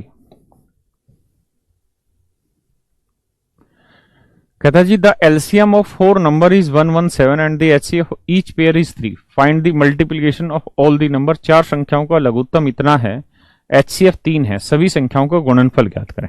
देखिए यार दोस्तों, ध्यान से मेरी बात को समझिएगा। एचसीएफ सवाल ने दे रखा है कितना है? आप कहेंगे जी 3 दिया हुआ है, इसमें कोई दो राय नहीं। एचसीएफ दे रखा है 3, ठीक है जी। अब 4 संख्याएं माननी है तो आप उनका अनुपात मानिए, ए अनुपात बी अनुपात सी अनुपात डी। और ध्यान रखिएगा ये ए बी सी डी ऐसे नंबर होते हैं रेशियो में, अगर हम रेशियो ले रहे, मनीष वाई नॉट 0, मेरे बच्चे अगर हम यहां 0 और 9 ले लेते हैं तो बताइए 0 और 9 क्या रेशियो की टर्म में लिखे जा सकते हैं? हाँ है ना बेटा? 0 और 9 को क्या रेशियो की टर्म में लिख सकते हैं नितिन भाई? नहीं। नितिन कह रहा ब्रेक की जरूरत नहीं, थोड़ा सा पढ़ाएंगे यार, आज ज्यादा पढ़ाया भी नहीं जा रहा। तो 0 और 9 नहीं लिया जा सकता क्योंकि 0 और 9 रेशियो की टर्म नहीं होती। क्लियर है? अब आगे आते हैं सवाल पे कि ए बी सी डी चारों रेशियो हैं, तो संख्याएं मान लेंगे 3A, 3B, 3C, 3D। हाँ है ना? अब वो कह रहा है कि जी इनका एलसीएम 117 है। तो मेरे प्यारे बच्चों, एलसीएम निकालने का क्या तरीका सिखाया था? एलसीएम निकालने का तरीका कि जो कॉमन आ रहा है उसे पहले उठा लो, फिर जो बच गया वो सब उठा लो। भाई 3 कॉमन आ रहा वो ले लिया पहले, अब बचा क्या? ए बी सी और डी, और ये वैल्यू है 117 के बराबर। तो ए इंटू बी इंटू सी इंटू डी, मेरे बच्चों ये आया 39। ये वैल्यू क्या आई मेरे बच्चे? 39 आ गई। ये वैल्यू क्या आई जी? 39 आ गई। अब कह रहा है कि इन तीनों का अगर हम मल्टीप्लाई कर दें, क्या कर दें जी? गुना कर दें। तो गुना करेंगे तो 3A गुना 3B गुना 3C गुना 3D, इन्हें गुना करनी होगी। तो जब हम इनकी गुना कर रहे होंगे तो आप, उसने यही पूछा ना कि सभी संख्याओं का गुणनफल ज्ञात करो, इनका प्रोडक्ट ज्ञात करो। तो गुना करेंगे तो आप ऐसे लिख लीजिए इसे, 3 तिया 9, 9 तिये 27, 27 बचा। अभी एक 3 और बच गया तो 27 गुना 3 लिख देते हैं। 27 गुना 3 करो या 81 लिखो, एक ही बात है। अब बाकी ए इंटू बी इंटू सी इंटू डी, यही तो आया। हाँ है ना। और आप जानते हैं कि या 3 ABCD की जो वैल्यू थी वो हमारी कितनी थी 117, तो हम सीधा ही 3 ABCD की वैल्यू यहां पे रख देते हैं, तो आंसर आया 27 गुना 117। ये हमारा आंसर हो गया। क्लियर है मेरे बच्चों? तो आंसर हुआ 27 गुना, अरे 27 यहां पे 27 लिख लो, ये ठीक है, 27 गुना 117, सी ऑप्शन डाल दें। बात आ रही जी समझ में? किसी भी भाई को कोई दिक्कत यहां तक नहीं। अब मैं इसका एक शॉर्टकट भी आपको समझा देता हूं कि ऐसे हर सवाल में आप क्या करें। तो ऐसे हर सवाल का एक तरीका है कि जितनी भी संख्याएं आपको दे रखी हो,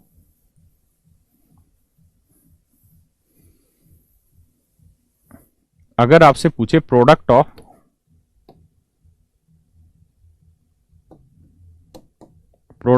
n नंबर्स,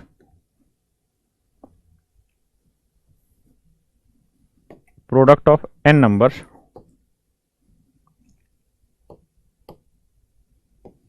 के n संख्याओं का गुणनफल पूछे जिनका HCF दे रखा हो उसने, जिनका HCF उसने दे रखा हो, तो उसका आंसर होगा HCF raise to power n minus 1 into LCM. HCF raise to power n minus 1 into LCM, यानी HCF की पावर n माइनस 1 करेंगे गुना एलसीएम करेंगे, ये डायरेक्ट आपका आंसर निकाल के दे देगा। जैसे हमारे वाले सवाल में HCF क्या दे रखा था 3, नंबर कितने थे 4, तो 4 में 1 गया 3, और एलसीएम कितना था 117, तो डायरेक्ट हमारा आंसर आ जाएगा ऐसे हर सवाल में। क्या किसी भाई को कोई दिक्कत है? नहीं। बढ़ा जाए आगे। सर्वर ब्रेक नहीं बेटा, आज थोड़ी क्लास बढ़ाते हैं और उसके बाद फिर छोड़ देंगे क्लास। पुष्पेंद्र बेटा तेरे रोज ऐसे ही कमेंट आते हैं, तू खत्म सिंह हो चुका है। आइए अब एक सवाल आता है यहां पे बहुत जरूरी, होशियार बच्चों के लिए, कमजोर बच्चों के लिए नहीं, कि इसने एक वर्ड लिखा HCF of each pair is 3, कि हर जोड़े का HCF 3 है। यहां पे उसने सीधा क्यों नहीं लिखा कि सभी का HCF 3 है, कि जैसे उसने लिखा था LCM ऑफ 4 नंबर इज 117। ध्यान से समझना मेरी बात, the LCM of 4 number is 117, हाँ है ना, and HCF of 4 number is 3, वो सीधा ऐसे भी लिख सकता था, लेकिन उसने सवाल लिखा HCF of each pair, HCF of each pair is 3। ये ईच पेयर का क्या मतलब है मेरे बच्चों? ये ईच पेयर का क्या मतलब है, ये मैं आज आपसे पूछना चाह रहा हूं इस सवाल में। बहुत गहरी चीज है, हर कोई ना समझ पाएगा ना कोई बता पाएगा, जरा ध्यान से देखिएगा। मान लेते हैं यार 2 नंबर का HCF है कितना 5, 2 नंबर का HCF है 5, पक्का? अनुपात मान लेता हूं मैं, 1 का 3, 2, 9, 1, ये मैंने अनुपात मान लिया। आप ये बताइए क्या इन चारों को इस रेशियो की टर्म में लिखा जा सकता है या नहीं लिखा जा सकता, या इस रेशियो में आपको किसी भाई बहन को कोई दिक्कत है? तो आप कहेंगे जी इसमें कोई दिक्कत नहीं है। क्यों दिक्कत नहीं है? क्योंकि इन चारों में कुछ भी कॉमन नहीं आता, इन चारों में कुछ भी कॉमन नहीं आता। अगर मैं आपको कहूं कि बेटा इनका नंबर निकालो क्या हुआ, तो आप कहेंगे 5 3 15 बना, 5 दूनी 10 बना, 5 9 45 बना, 5 1 5 बना। अब मैं आपको कहूं कि बेटा इनका एलसीएम निकाल के बताओ क्या होगा, तो एलसीएम निकालने का तरीका आपको पता है क्या करना है, फैक्टर बनाने, हाँ है ना, क्या बनाने, फैक्टर बनाने। तो आप ये देखिए तरीका पता है ना एलसीएम निकालने का, कि इनमें सब में क्या कॉमन आता दिख रहा है, 5 कॉमन आता दिख रहा है। भाई आता है कि नहीं आता एलसीएम निकालना? बता देता हूं, 15 10 45 5 ऐसे लिखते हैं, 15 10 45 5, तो ऐसे भाग देते हैं। पहले 5 कॉमन आ रहा है, 5 2, 5 3 15, 5 दूनी 10, 5 1 5 9 45, 5 1 5। फिर क्या कॉमन आ रहा है 3, तो 3 एकम 3, 2 as it is, 3 3 9, 1 as it is. फिर क्या कॉमन आ रहा है 3, 1 as it is, 2 as it is, 3 एकम 3 1। फिर 2 कॉमन लेते हैं, 1 1 1 1। ये होता है लॉन्ग डिवीजन मेथड से एलसीएम निकालना। तो इसका एलसीएम आएगा 5 3 15, 15 3 45, 45 दूनी 90। मेरे बच्चों इसका जो एलसीएम आया वो आया हमारा कितना, 90 एलसीएम आया। कितना एलसीएम आया जी, 90 एलसीएम आया। बात समझ रहे हैं? अगर आप ऐसे नहीं समझ पा रहे हैं तो आप ऐसे समझिए, 15 10 45 और 5। मेरे बच्चों मैं आपको कहूं कि इसका एलसीएम निकालो तो इसका फैक्टर निकालोगे 5 गुना 3, 10 लोगे 5 गुनी 2, 45 लोगे 5 गुनी 9, 9 को 3 की पावर 2 और 5 गुना 1 5। जब हमें एलसीएम चाहिए तो हमें ये देखना है कि जो नंबर कॉमन है सबसे पहले उसे उठाओ। 5 कॉमन है तो 5 की पावर 1 ही सबसे हाईएस्ट है। उसका देखिए 3 कॉमन दिख रहा है आपको, 3 यहां पे भी है और 3 यहां पे भी है। तो 3 की सबसे हाईएस्ट पावर उठानी है कितनी? 2। तो 3 की पावर 2, बचा क्या जी? फिर 1 ना, ये 2 बच गया और तो कुछ बचा ही नहीं था। तो 9 5 45 दूनी 90 हमारा एलसीएम आ गया। पक्की बात है, यहां तक किसी भाई को कोई दिक्कत है? नहीं। लेकिन अभी इससे पहले जो मैंने आपको तरीका बताया वहां मैंने कहा कि भाई सवाल ने दे रखा था कि एचसीएफ है कितना हमारा, वहां पे एचसीएफ था कितना? 3। और अनुपात क्या था? ए बी, हमने माना था अनुपात ए बी सी डी, ये अनुपात माना था। हाँ है ना? तो संख्याएं क्या हो गई थी? 3A 3B 3C 3D। और इस हिसाब से मैंने कहा एलसीएम निकाल के बताओ क्या आएगा। तो मैंने तरीका बताया, देखो जी 3 कॉमन आ रहा है वो लिख दो, बाकी में कुछ कॉमन आना नहीं तो गुना कर दो ए बी सी डी। तो मेरे प्यारे बच्चों इस हिसाब से अगर इन सारी संख्याओं को मैं एलसीएम निकालने लगूं, सारी संख्याओं का एलसीएम निकालने लगूं, तो जैसे अपने मैंने माना था एचसीएफ है 5, इसके लिए मैंने माना था एचसीएफ है 5। तो 5 मान के चलूंगा ना तो 5 गुना 3 लिखूंगा, 5 गुना 2 लिखूंगा, 5 गुना 9 लिखूंगा और 5 गुना 1 लिखूंगा। अब यहां हमने क्या किया था, जो कॉमन है बाहर से अलग लिख दो, तो 5 लिख दिया। फिर जो बच गया सबको गुना कर दो, जैसे एबीसीडी बचा था एबीसीडी को गुना, तो 3 गुना 2 गुना 9 गुना 1। अब करेंगे ना तो 5 3 15 15 दूनी 30 30 नहीं में 270 एलसीएम आया। एलसीएम क्या आया मेरे बच्चे? 270 एलसीएम आया। कितना एलसीएम आया गौरव भाई? 270 एलसीएम आया। रेशमा बहन क्या आया? 270। लेकिन एक्चुअल में इनका एलसीएम तो मात्र 90 आ रहा था। फिर क्या गलती कर गए हम? गलती ये कर गए मेरे बच्चे कि हम ये वाला काम इस वाले काम को इस तरह केवल तभी लिख सकते हैं जब इनके पेयर में भी कुछ कॉमन ना आता हो, यानी सीओडी में भी कुछ कॉमन ना आता हो, ए और सी में भी कॉमन ना आता हो। अगर मैं यहां देखूं तो मैंने 3 से भी गुना कर दिया और 9 से भी गुना कर दिया, जबकि सच्चाई ये है कि एलसीएम लेते हैं तो मुझे बड़ी पावर देखनी है। तो ये 3 की पावर 1 है, 3 की पावर 2 है, तो मुझे 3 की पावर 1 तो यहां लेना ही नहीं था, मुझे सीधा 3 की पावर 2 लेना था। रिजवान भाई केवल 9 ही लेना था, 3 मुझे लेना ही नहीं था। लेकिन इस तरीके से तो मैं 3 ले गया था वहां पे, तो मैं 3 भी ले गया 9 भी ले गया, इसलिए मेरी गलती हुई। इसीलिए सवाल ने कहा कि HCF of each pair is 3, यानी हर पेयर का एचसीएफ 3 है। मतलब हर पेयर में केवल और केवल एक ही चीज कॉमन आएगी, वो क्या? 3। इसके अलावा कुछ कॉमन नहीं आएगी। हाँ है ना? जैसे अगर हम बात करें यहां पे संख्याओं की, अपने वाले सवाल की, तो ये बना 15, ये बना 10, ये बना 45 और ये बना 5। तो गौर से देखिए मेरी बात को, यहां पे मैक्सिमम क्या कॉमन आ रहा है? 5 कॉमन आ रहा है। हाँ, लेकिन इन दोनों में मैक्सिमम क्या कॉमन आ रहा है? इनका एचसीएफ हो जा रहा है 15, इनका एचसीएफ हो जा रहा है 15। हाँ है ना? तो ये गड़बड़ थी, इसलिए सवाल में लिखा जाता है कि HCF of each pair is 3, कि हर पेयर का एचसीएफ केवल 3 ही होना चाहिए। मेरी बात समझ पा रहे हैं? तो मुझे लगता है सारे भाइयों को ये बात समझ आ रही होगी। अब थोड़ा सा आगे चलते हैं।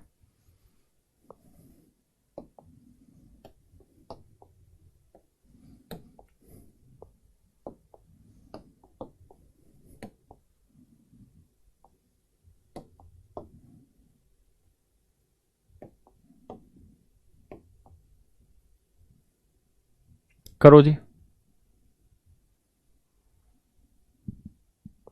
बताइए बेटा।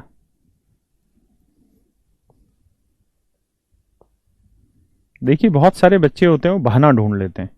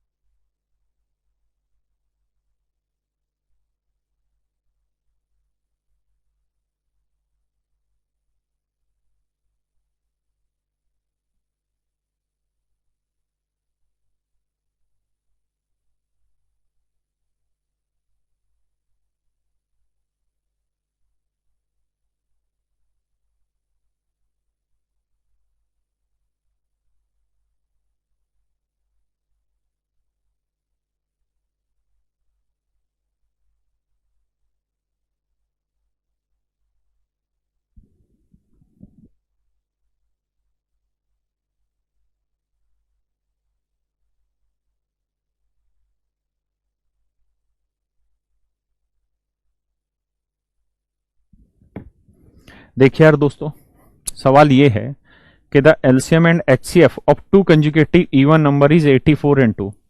दो संख्याओं का एलसीएम व एचसीएफ, दो क्रमागत सम संख्याओं का एलसीएम व एचसीएफ 84 तथा 2 है। Find the sum of reciprocal of these two number. तो इन दोनों संख्याओं के व्युत्क्रमों का योग ज्ञात करें। देखिए यार, कह रहा है जी LCM and HCF of two number. तो एचसीएफ दे रखा है बेटा दो संख्याओं का कितना, 2। कितना दे रखा है मेरे बच्चे, 2। अब दो संख्याएं माननी है तो उनका अनुपात मानिए। क्या मानते हैं, ए अनुपात बी। और ध्यान रखिए ए और बी ऐसे नंबर होते हैं जिनमें कुछ भी कॉमन नहीं आता है। ध्यान रखिए मैं अभी ऑप्शन से कोई भी बात नहीं बता रहा हूं, ठीक है। तो नंबर क्या हो जाएंगे जी, 2a और 2b, हाँ है ना। अब हमें एलसीएम निकालना है, तो एलसीएम का तरीका बताया, जो कॉमन है वो उठा लो, फिर जो बाकी बच गए वो सब गुना कर दो। और ये वैल्यू बराबर है 84 के, तो 2 से काटोगे तो यह आया 42। तो अब a इंटू बी जो आया ना मेरे बच्चे, वो 42 आया। अब आपको ऐसे दो नंबर निकालने हैं जिनका गुना करें तो आए 42, लेकिन ए और बी ऐसे नंबर होने चाहिए जिसमें कुछ भी कॉमन ना आता हो, ये ध्यान रखें। तो आप कहेंगे जी नंबर तो बहुत सारे हैं, बनाते हैं। 1 गुना 42 है, 2 गुना 21 है, 3 गुना 14 है, 6 गुना 7 है। लेकिन हम सबको उसने एक शब्द इस्तेमाल करके दिया कंजुकेटिव, कि लगातार होने चाहिए, लगातार। अगर मेरे बच्चों में 1 और 42 ले लूंगा तो एक संख्या 2 बनेगी, तो दूसरी बनेगी 42 दूनी 84। अब आप मुझे बताओ क्या ये लगातार इवन नंबर है? लगातार का मतलब होता है जैसे मैंने 10 लिखा तो 10 से अगला इवन नंबर 12 आना चाहिए, 12 के बाद अगला इवन नंबर 14 आना चाहिए, फिर उससे अगला इवन नंबर 16 आना चाहिए। और आप एक बात हमेशा ये महसूस करोगे कि दो कोई भी कंजुकेटिव इवन नंबर लोगे, जैसे मान लो मैंने एक नंबर ले लिया 22 और अगला नंबर ले लिया 24, क्योंकि 22 के बाद तो 24 ही आना है। तो जब आप इनका रेशियो निकालेंगे ना, रेशियो निकालेंगे मेरे बच्चे, तो 2 से काटोगे 11, ये आएगा 12। तो आप देखोगे कि इनके रेशियो का जो डिफरेंस होगा वो केवल 1 होगा।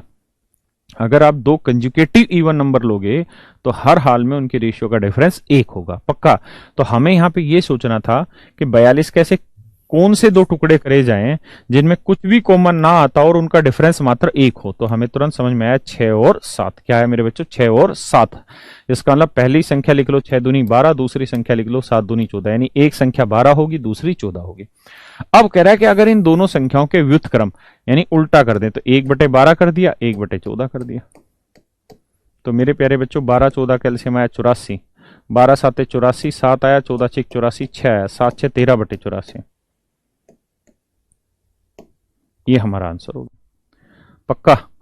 ऑप्शन नहीं दे रखा तो मारो गोली, वैसे डी मिल गया तुम्हें। बात आ रही है भाई समझ में? आइए जी आगे आता है।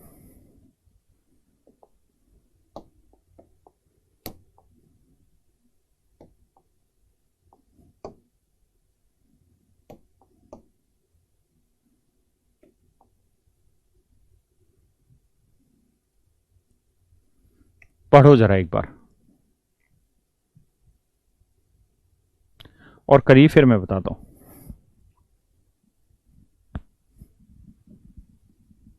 ऑप्शन गलत दे रखे हैं, इसके ऑप्शन पे मत जाना, ठीक है।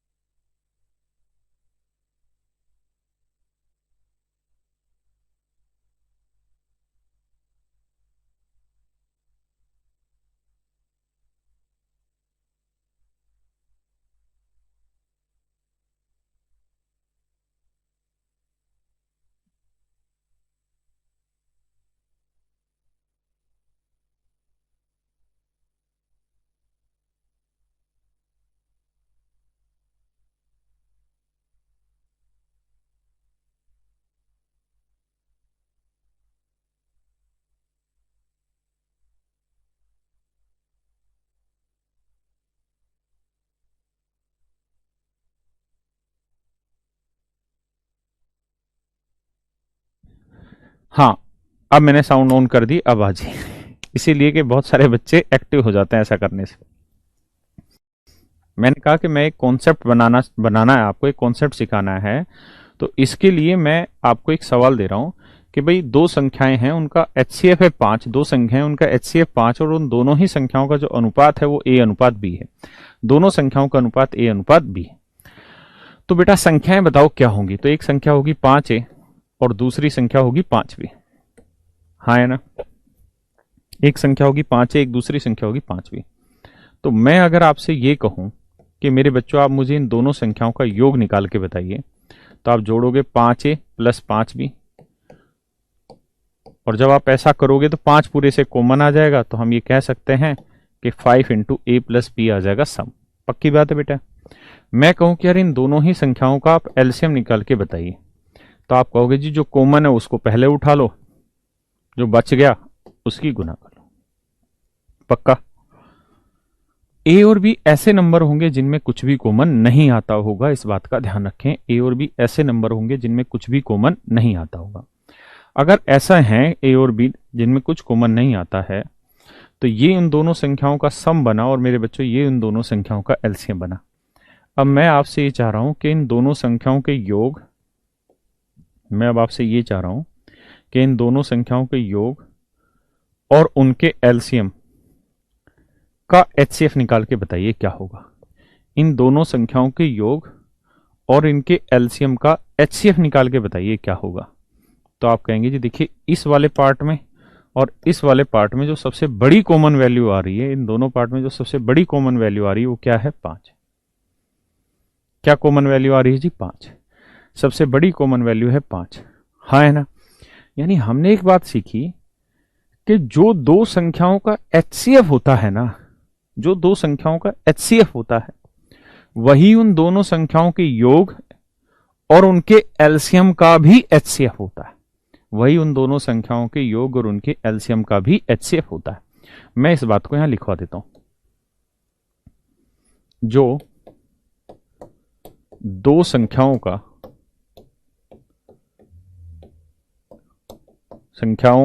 समझ गए ना, का एचसीएफ होता है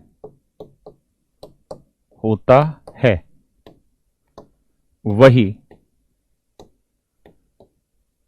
उनके योग व उनके एलसीएम का भी एचसीएफ होता है। शब्दों को ध्यान से समझिए। यानी जो उन दो संख्याओं का एचसीएफ है वही उन दोनों संख्याओं के योग, वही उन दोनों संख्याओं के योग और उनके एलसीएम का भी एचसीएफ होगा। इस बात को आप ध्यान से समझिए। हाँ है ना? जो दो संख्याओं का एचसीएफ होता है वही उन दोनों संख्याओं के योग और उनके एलसीएम का भी एचसीएफ होता है। बहुत सारे बच्चे ऐसा सोचेंगे क्या ए प्लस बी और ए इंटू बी में कुछ कॉमन नहीं आ सकता? तो मेरे बच्चों अगर ए और बी दो ऐसे नंबर है जिनमें कुछ कॉमन नहीं है, तो उनके मल्टीप्लीकेशन और उनके सम में भी कुछ कॉमन नहीं आ सकता। हाँ या ना? अगर इन दोनों संख्याओं में कुछ भी कॉमन नहीं है तो इनके प्रोडक्ट और इनके मल्टीप्लीकेशन ना, इनके प्रोडक्ट और इनके सम में भी कुछ भी कॉमन नहीं आ सकता। यानी ये तय हुआ कि इनके सम और इनके एलसीएम में जो सबसे बड़ी कॉमन चीज आएगी वो इनका एचसीएफ ही होगी, जो उन नंबर का था। आप 10 सेकंड के लिए इस बात को एक बार सोचिए, फिर मैं पिछले वाले सवाल पे आ रहा हूं।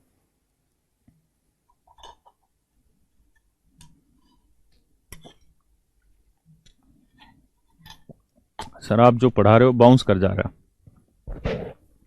ऐसा है ही नहीं बेटा, इतनी आसान आसान चीजें समझा रहा हूं, इसमें क्या बाउंस कर रहा है? अब घिसड़ी फेंको ऐसे ऐसे ऐसे खेल लो, ऐसे मजे काट रहे हो फालतू के। बे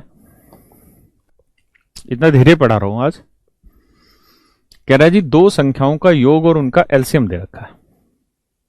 तो मेरे बच्चों दो संख्याओं का योग दे रखा है 132 और उनका एलसीएम दे रखा है 360।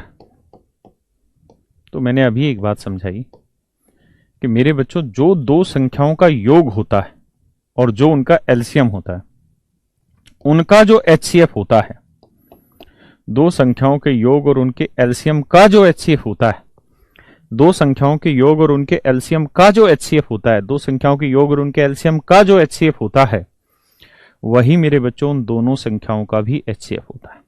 तो इन दोनों संख्याओं का जो एचसीएफ होगा वो कितना होगा? 12। आप सोल्व करके देख लेना, डिफरेंस मेथड या फैक्टर मेथड से आपका आंसर निकल के आ जाएगा।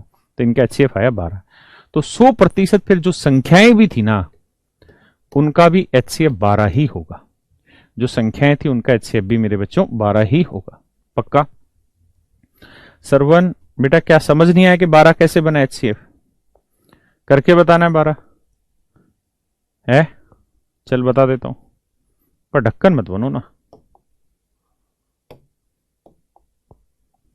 अगर 132 और 360 का आप एचसीएफ निकाल रहे हो तो आपको बेसिक सी बात पता है कि डिफरेंस मेथड से ठीक नहीं बैठेगा, क्योंकि डिफरेंस बड़ा आ रहा है।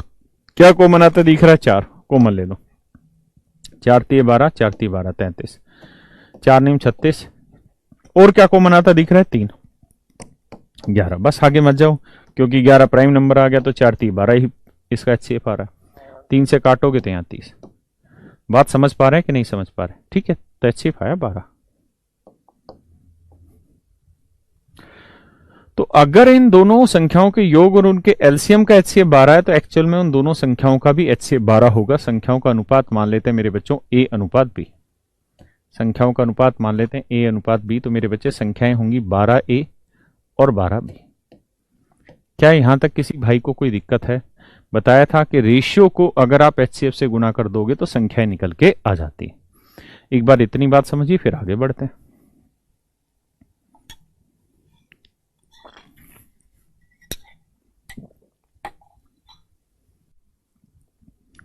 अविनाश सब अच्छे से समझ आ रहा है? थैंक यू यार। अब देखिए यार,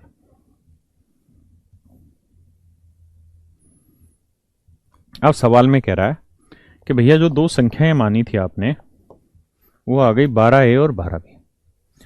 अब सवाल ने कहा कि भाई इन दोनों ही संख्याओं का जो योग है 12A और 12B का, वो 132 है, और इन दोनों ही संख्याओं का जो एलसीएम है, तो इनका एलसीएम निकालोगे तो क्या आएगा? 12A इंटू बी, वो 360 है।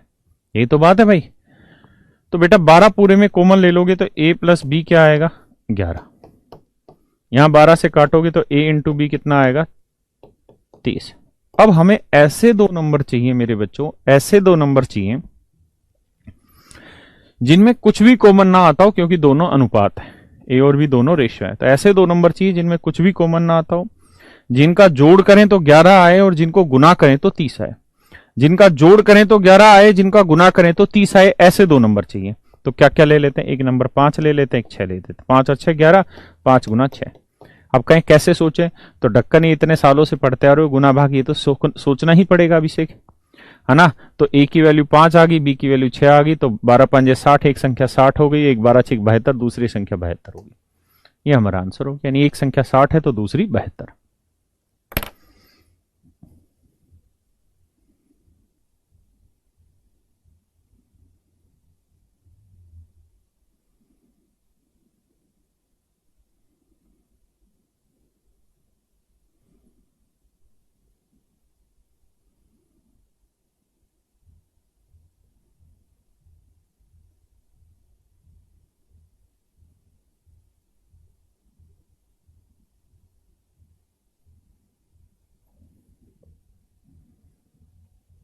आइए दोस्तों अगले पे आते हैं।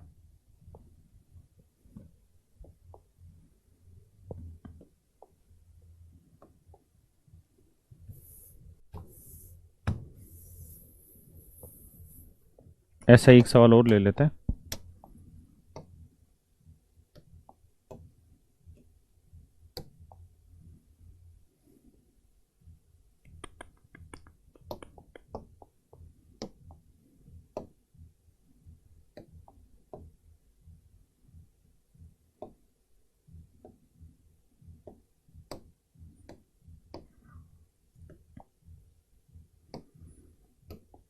चलिए जी बताइए। The HCF of two number is 11 and their LCM is this. If one number is this, find the other number. करो मेरे बच्चे।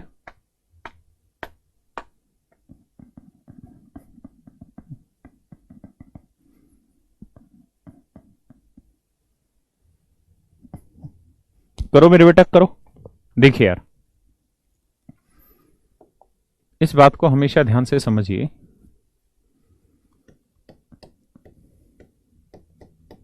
मान लीजिए दो संख्याओं का HCF H है, दो संख्याओं का HCF है H, ठीक है जी, और उनका अनुपात है A अनुपात B, ठीक है। तो संख्याएं क्या हो गई, HA HB। इसमें किसी भाई बहन को दिक्कत है? नहीं भाई। अगर दो संख्याओं का HCF H है और उन दोनों संख्याओं का अनुपात A अनुपात B है, और A और B ऐसे दो नंबर होते हैं जिसमें कुछ भी कॉमन नहीं होता, तो संख्याएं होगी HA और HB, पक्का। अब मैं आपसे पूछूं कि बेटा इन दोनों संख्याओं का HCF निकाल के बताओ क्या होगा, तो आप कहोगे जी H है, वो माना हुआ है। मैं कहूं बेटा इन दोनों संख्याओं का LCM निकाल के बताइए क्या होगा, तो आप कहेंगे जी इन दोनों का LCM अगर हमें निकालना है तो जो कॉमन नंबर है पहले उसे उठा लो, बाकी जो बच गए उनको मल्टीप्लाई कर दो। अब मैं कहूं कि यार HCF और LCM दोनों को गुना करके बताओ क्या आया, तो आप कहोगे आएगा H² AB। अब मैं कहूं जी पहली संख्या लिखो, पहली संख्या है जी HA। मैं कहूं बेटा दूसरी संख्या लिखो, आप कहो जी HB। मैं कहूं बेटा दोनों को गुना करके बताओ, तो आप कहोगे जी दोनों को गुना करेंगे तो H² AB आएगा। तो आपने एक चीज नोटिस करी क्या, कि दो संख्याओं के LCM और HCF का जो प्रोडक्ट है वो हमेशा ही उन दोनों संख्याओं के प्रोडक्ट के बराबर होता है। दो संख्याओं का गुणनफल उन दोनों संख्याओं के LCM और HCF के गुणनफल के भी बराबर होता है। क्या आप मेरी बात समझ पा रहे हैं? इस बात में किसी भाई या उसकी बहन को दिक्कत है? नहीं। सरवन ब्रेक, तो ऐसे ही हाथ खड़े करे जी ब्रेक में। बेटा आज कितनी आसान आसान चीजें चल रही है, मेरी भी हालत ठीक नहीं है तो मैं धीरे धीरे ही पढ़ा रहा हूं, तो ब्रेक की क्या जरूरत है, अपने घर में बैठे हो। तो देखिए यार, हमको ये फार्मूला पता चल गया कि भैया LCM इंटू HCF जो होगा वो दो संख्याओं के प्रोडक्ट के बराबर होगा। तो भैया LCM उसने HCF दे रखा है 11, LCM दे रखा है 693, एक संख्या उसने 77 दे रखी है, दूसरी संख्या हमको निकालनी है। तो 11 7 77 आया, 7 से काटेंगे 99 आया, तो यानी दूसरी संख्या आ गई 99। ये मेरा आंसर आ गया। यानी जो दूसरी संख्या है वो क्या है, 99। बोल्टा, ये भी नाम है बोल्टा।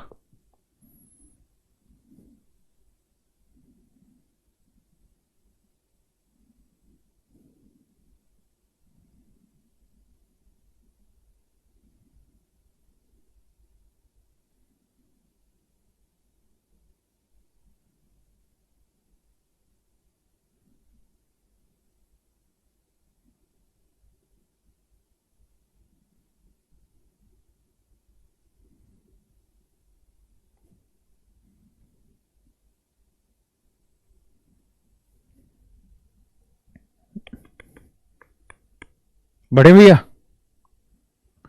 अब ब्रेक लो राहुल, ब्रेक की स्पेलिंग तो सही लिख ले, BRACK लिख रहा है, ढक्कन 21 पे आई।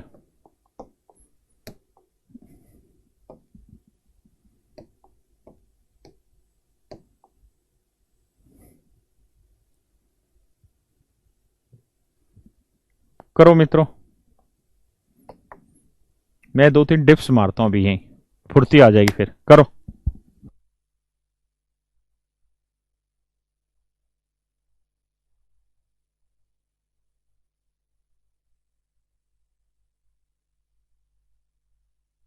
फुर्ती आ गई, करो भाई करो रे, ढीले नहीं पड़ना लड़को, आ जाओ। सवाल है दो संख्याओं का LCM उनके HCF का 12 गुना है। तो मेरे प्यारे बच्चों, मैं डिटेल पढ़ा रहा हूं, ऑप्शन से नहीं करा रहा हूं। HCF अगर H है तो LCM क्या हो गया जी, 12। अब कह रहा है HCF और LCM का योग, मतलब HCF H था तो LCM हो गया 12H। कह रहा है इन दोनों का योग, तो HCF और LCM को जोड़ोगे तो क्या आएगा, 12 और 1 13H। कह रहा जी ये दे रखा 403। बेटा 13 से इसे काटोगे तो HCF आएगा 13 3 39, 13 एकम 13, HCF आ गया 31। यानी दो संख्याओं का HCF 31 था तो LCM था 12 गुना 31। क्या किसी भाई और बहन को दिक्कत है? नहीं।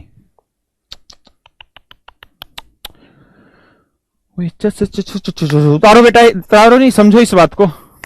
आइए आगे, अब आगे आते हैं जी, क्या कह रहा है। अब कह रहा है जी कि both the number are smaller than LCM, दोनों ही संख्याएं एलसीएम से छोटी हैं। तो भैया दोनों ही संख्या निकाल के बताइए क्या होगी, है ना। तो बेटा हम मान ले रहे हैं क्या अनुपात होगा जी ए अनुपात बी। अगर ए अनुपात बी है तो संख्याएं क्या क्या होगी बेटा, 31 ए 31 बी। भाई अगर हमने एचसीएफ 31 माना है तो अनुपात ए अनुपात बी होगा, तो एक संख्या 31 मान लेते हैं, दूसरी 31 बी मान लेते हैं। तो मेरे बच्चों अगर 31 ए और 31 बी है और मैं आपसे कहूं कि बेटा एलसीएम निकाल के बताओ क्या आया, तो आप कहोगे जी एलसीएम आया 31 गुना ए गुना बी। भैया जो कॉमन आ रहा है वो पहले ले लो, बाकी जो बचा हुआ है। और एलसीएम एक्चुअल में है कितना, 12 गुना 31। 31 से 31 काट दो तो ए गुना बी 12 आया। बताइए ए गुना बी 12 है तो ए और बी की क्या क्या वैल्यू ले सकते हैं, 1 और 12 ले सकते हैं, 2 और 6 ले सकते हैं, 3 और 4 ले सकते हैं। बताओ 2 और 6 ले सकते हैं क्या, नहीं नहीं, क्यों, क्योंकि 2 और 6 रेशियो की टर्म है और 2 और 6 में रेशियो हो नहीं सकता क्योंकि रेशियो आता 1:3, इसलिए गलत है 2 और 6 लेना। तो इसका मतलब या तो मैं ए और बी की वैल्यू 1 12 ले सकता हूं या 3 4। अगर मैं 1 12 ले लूं तो ए की वैल्यू 1 लूंगा तो 31 एकम 31 आया, और बी की वैल्यू 12 लूंगा तो ये आया 31 गुना 12। तो जो दूसरी संख्या है वो मेरी एलसीएम के बराबर आ गई, जबकि सवाल ने कहा है कि दोनों ही जो संख्याएं हैं वो एलसीएम से छोटी हैं, जबकि ये तो बराबर आ गया। तो यानी 1 गुना 12 लेना गलत है। तो क्या लिया जाएगा, 3 गुना 4, 3 और 4। तो ये 31 गुना 3 होगी भाई संख्या, ये 31 गुना 4। बात आई कि नहीं आई समझ में, हाँ है ना, पक्का।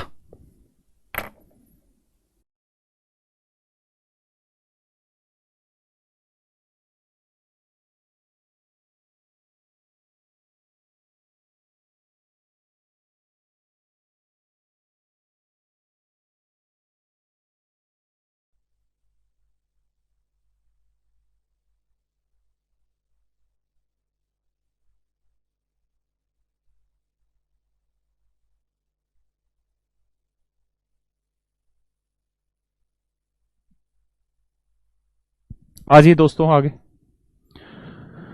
ऐसा नहीं है कि ये ऑप्शन से नहीं हो सकते, ऑप्शन से हो सकते हैं, लेकिन ऑप्शन से मैं भी बता नहीं रहा हूं। अभी अब मैं कॉन्सेप्ट सिखाना चाह रहा हूं। अदरवाइज तो क्या है यार, हमें ये देखना है कि एलसीएम और एचसीएफ का जोड़ कितना था, 403। देखना है कि भैया 403 उनका जोड़ होना चाहिए, दोनों संख्याएं हमको ज्ञात करनी है। तो हमें यहां पे देखना पड़ेगा कि 93 और 124 है। तो देखो किस किस से कॉमन आ रहा है, 31 93 जा रहा है और ये 31 चौक 124 जाने लग रहा है। तो यानी 31 तो आ गया एचसीएफ, हाँ है ना एचसीएफ। और एलसीएम हमारा कितना गुना है, 12 गुना। तो 12 गुना है तो एचसीएफ 12, मतलब समझ रहे हो ना, एचसीएफ एच है तो एलसीएम कितना हो गया था, 12H। तो जोड़ इनका कितना हो गया, 13H। यानी जोड़ जो होगा वो 13 का मल्टीपल होगा, जोड़ जो होगा वो 13 का क्या होगा, मल्टीपल होगा। तो देखो 3 एकम 3 यानी 403 का आखिरी डिजिट 3 है, तो मैच हो रहा है। तो ये मेरा डायरेक्ट क्या आ गया, आंसर आ गया, हाँ है ना। आगे मुझे चेक करने की भी जरूरत नहीं है। तो ऑप्शन से और भी बड़े सारे तरीके, पर अभी हम ऑप्शन पे नहीं जा रहे हैं, अभी हम चीजों को सीख रहे हैं कॉन्सेप्टली।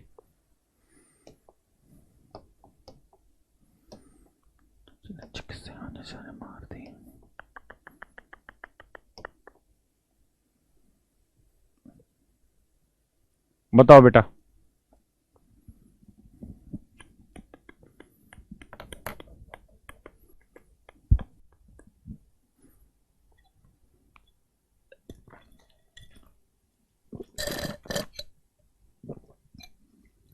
चंदन 31 कहां से आया,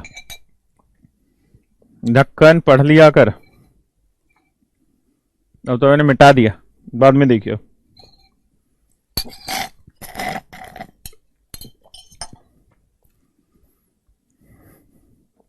देखिए यार, कह रहे जी दो संख्याओं के एचसीएफ और एलसीएम, दो संख्याओं के एचसीएफ और एलसीएम के योग व अंतर दे रखे हैं। तो एलसीएम और एचसीएफ का योग दे रखा है बेटा 592 और इनका डिफरेंस जो होगा वो 518 होगा। सोल्व कर लो यार, यहां से सोल्व करना बहुत आसान है, दिक्कत है नहीं। तो एलसीएम निकालोगे तो एच कट जाएगा 2l बराबर ये तो आएगा 555। ऐसे ही एचसीएफ निकालोगे तो ये आएगा 37। अभी अलजेब्रा पढ़ोगे तो ये इक्वेशन है बहुत फास्ट निकालनी सीख जाओगे, ठीक है। तो यानी दो संख्याओं का एचसीएफ 37 और एलसीएम 555 है।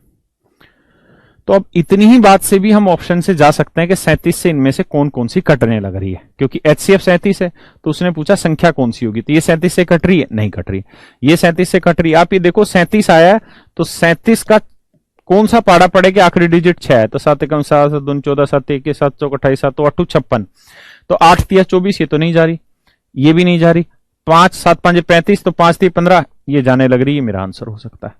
हाँ है ना, बोलो भैया, अरे बोल दो पक्का।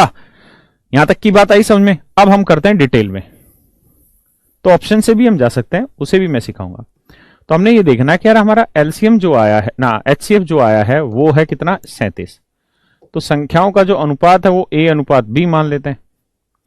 अगर संख्याओं का अनुपात ए अनुपात बी है तो संख्याएं होगी बाबू 37 से और 37 भी, पक्का। अब मैं आपको कहूं कि बेटा इनका एलसीएम निकाल के बताओ, तो एलसीएम निकालोगे तो आएगा 37A गुना बी, और एलसीएम दे कितना रखा है जी आपका 555। हाँ है ना। अब आगे कह रहा है कि दोनों संख्याओं का योग 296, दोनों संख्याओं का योग 296, तो एक संख्या है 37 है, दूसरी संख्या है 37 भी, और कह रहा है जी इनका योग है 296। पूरे में से 37 कॉमन ले दो तो a प्लस बी आ जाएगा कितना, 8। यहां से काटोगे 37 से तो a इंटू बी आएगा 15। अब ऐसे दो नंबर ढूंढ दो भाई, ए और बी, ऐसे दो नंबर ढूंढ दो जिनमें कुछ भी कॉमन ना आए। ए और बी ऐसे दो नंबर ढूंढ दो जिनमें कुछ भी कॉमन ना आए और दोनों का गुना 15 आए और दोनों का जोड़ 8 है, जोड़ 8 है गुना 15 है, तो क्या ले लें, एक 5 ले लेते हैं, एक 3, 5 3 15, 5 और 3 8, तो एक संख्या 37 गुना 5 होगी, एक संख्या 37 गुना 3 होगी, तो ये अपना आंसर आ जाएगा। क्लियर है भाई यहां तक की बात। आइए जी आगे आते हैं।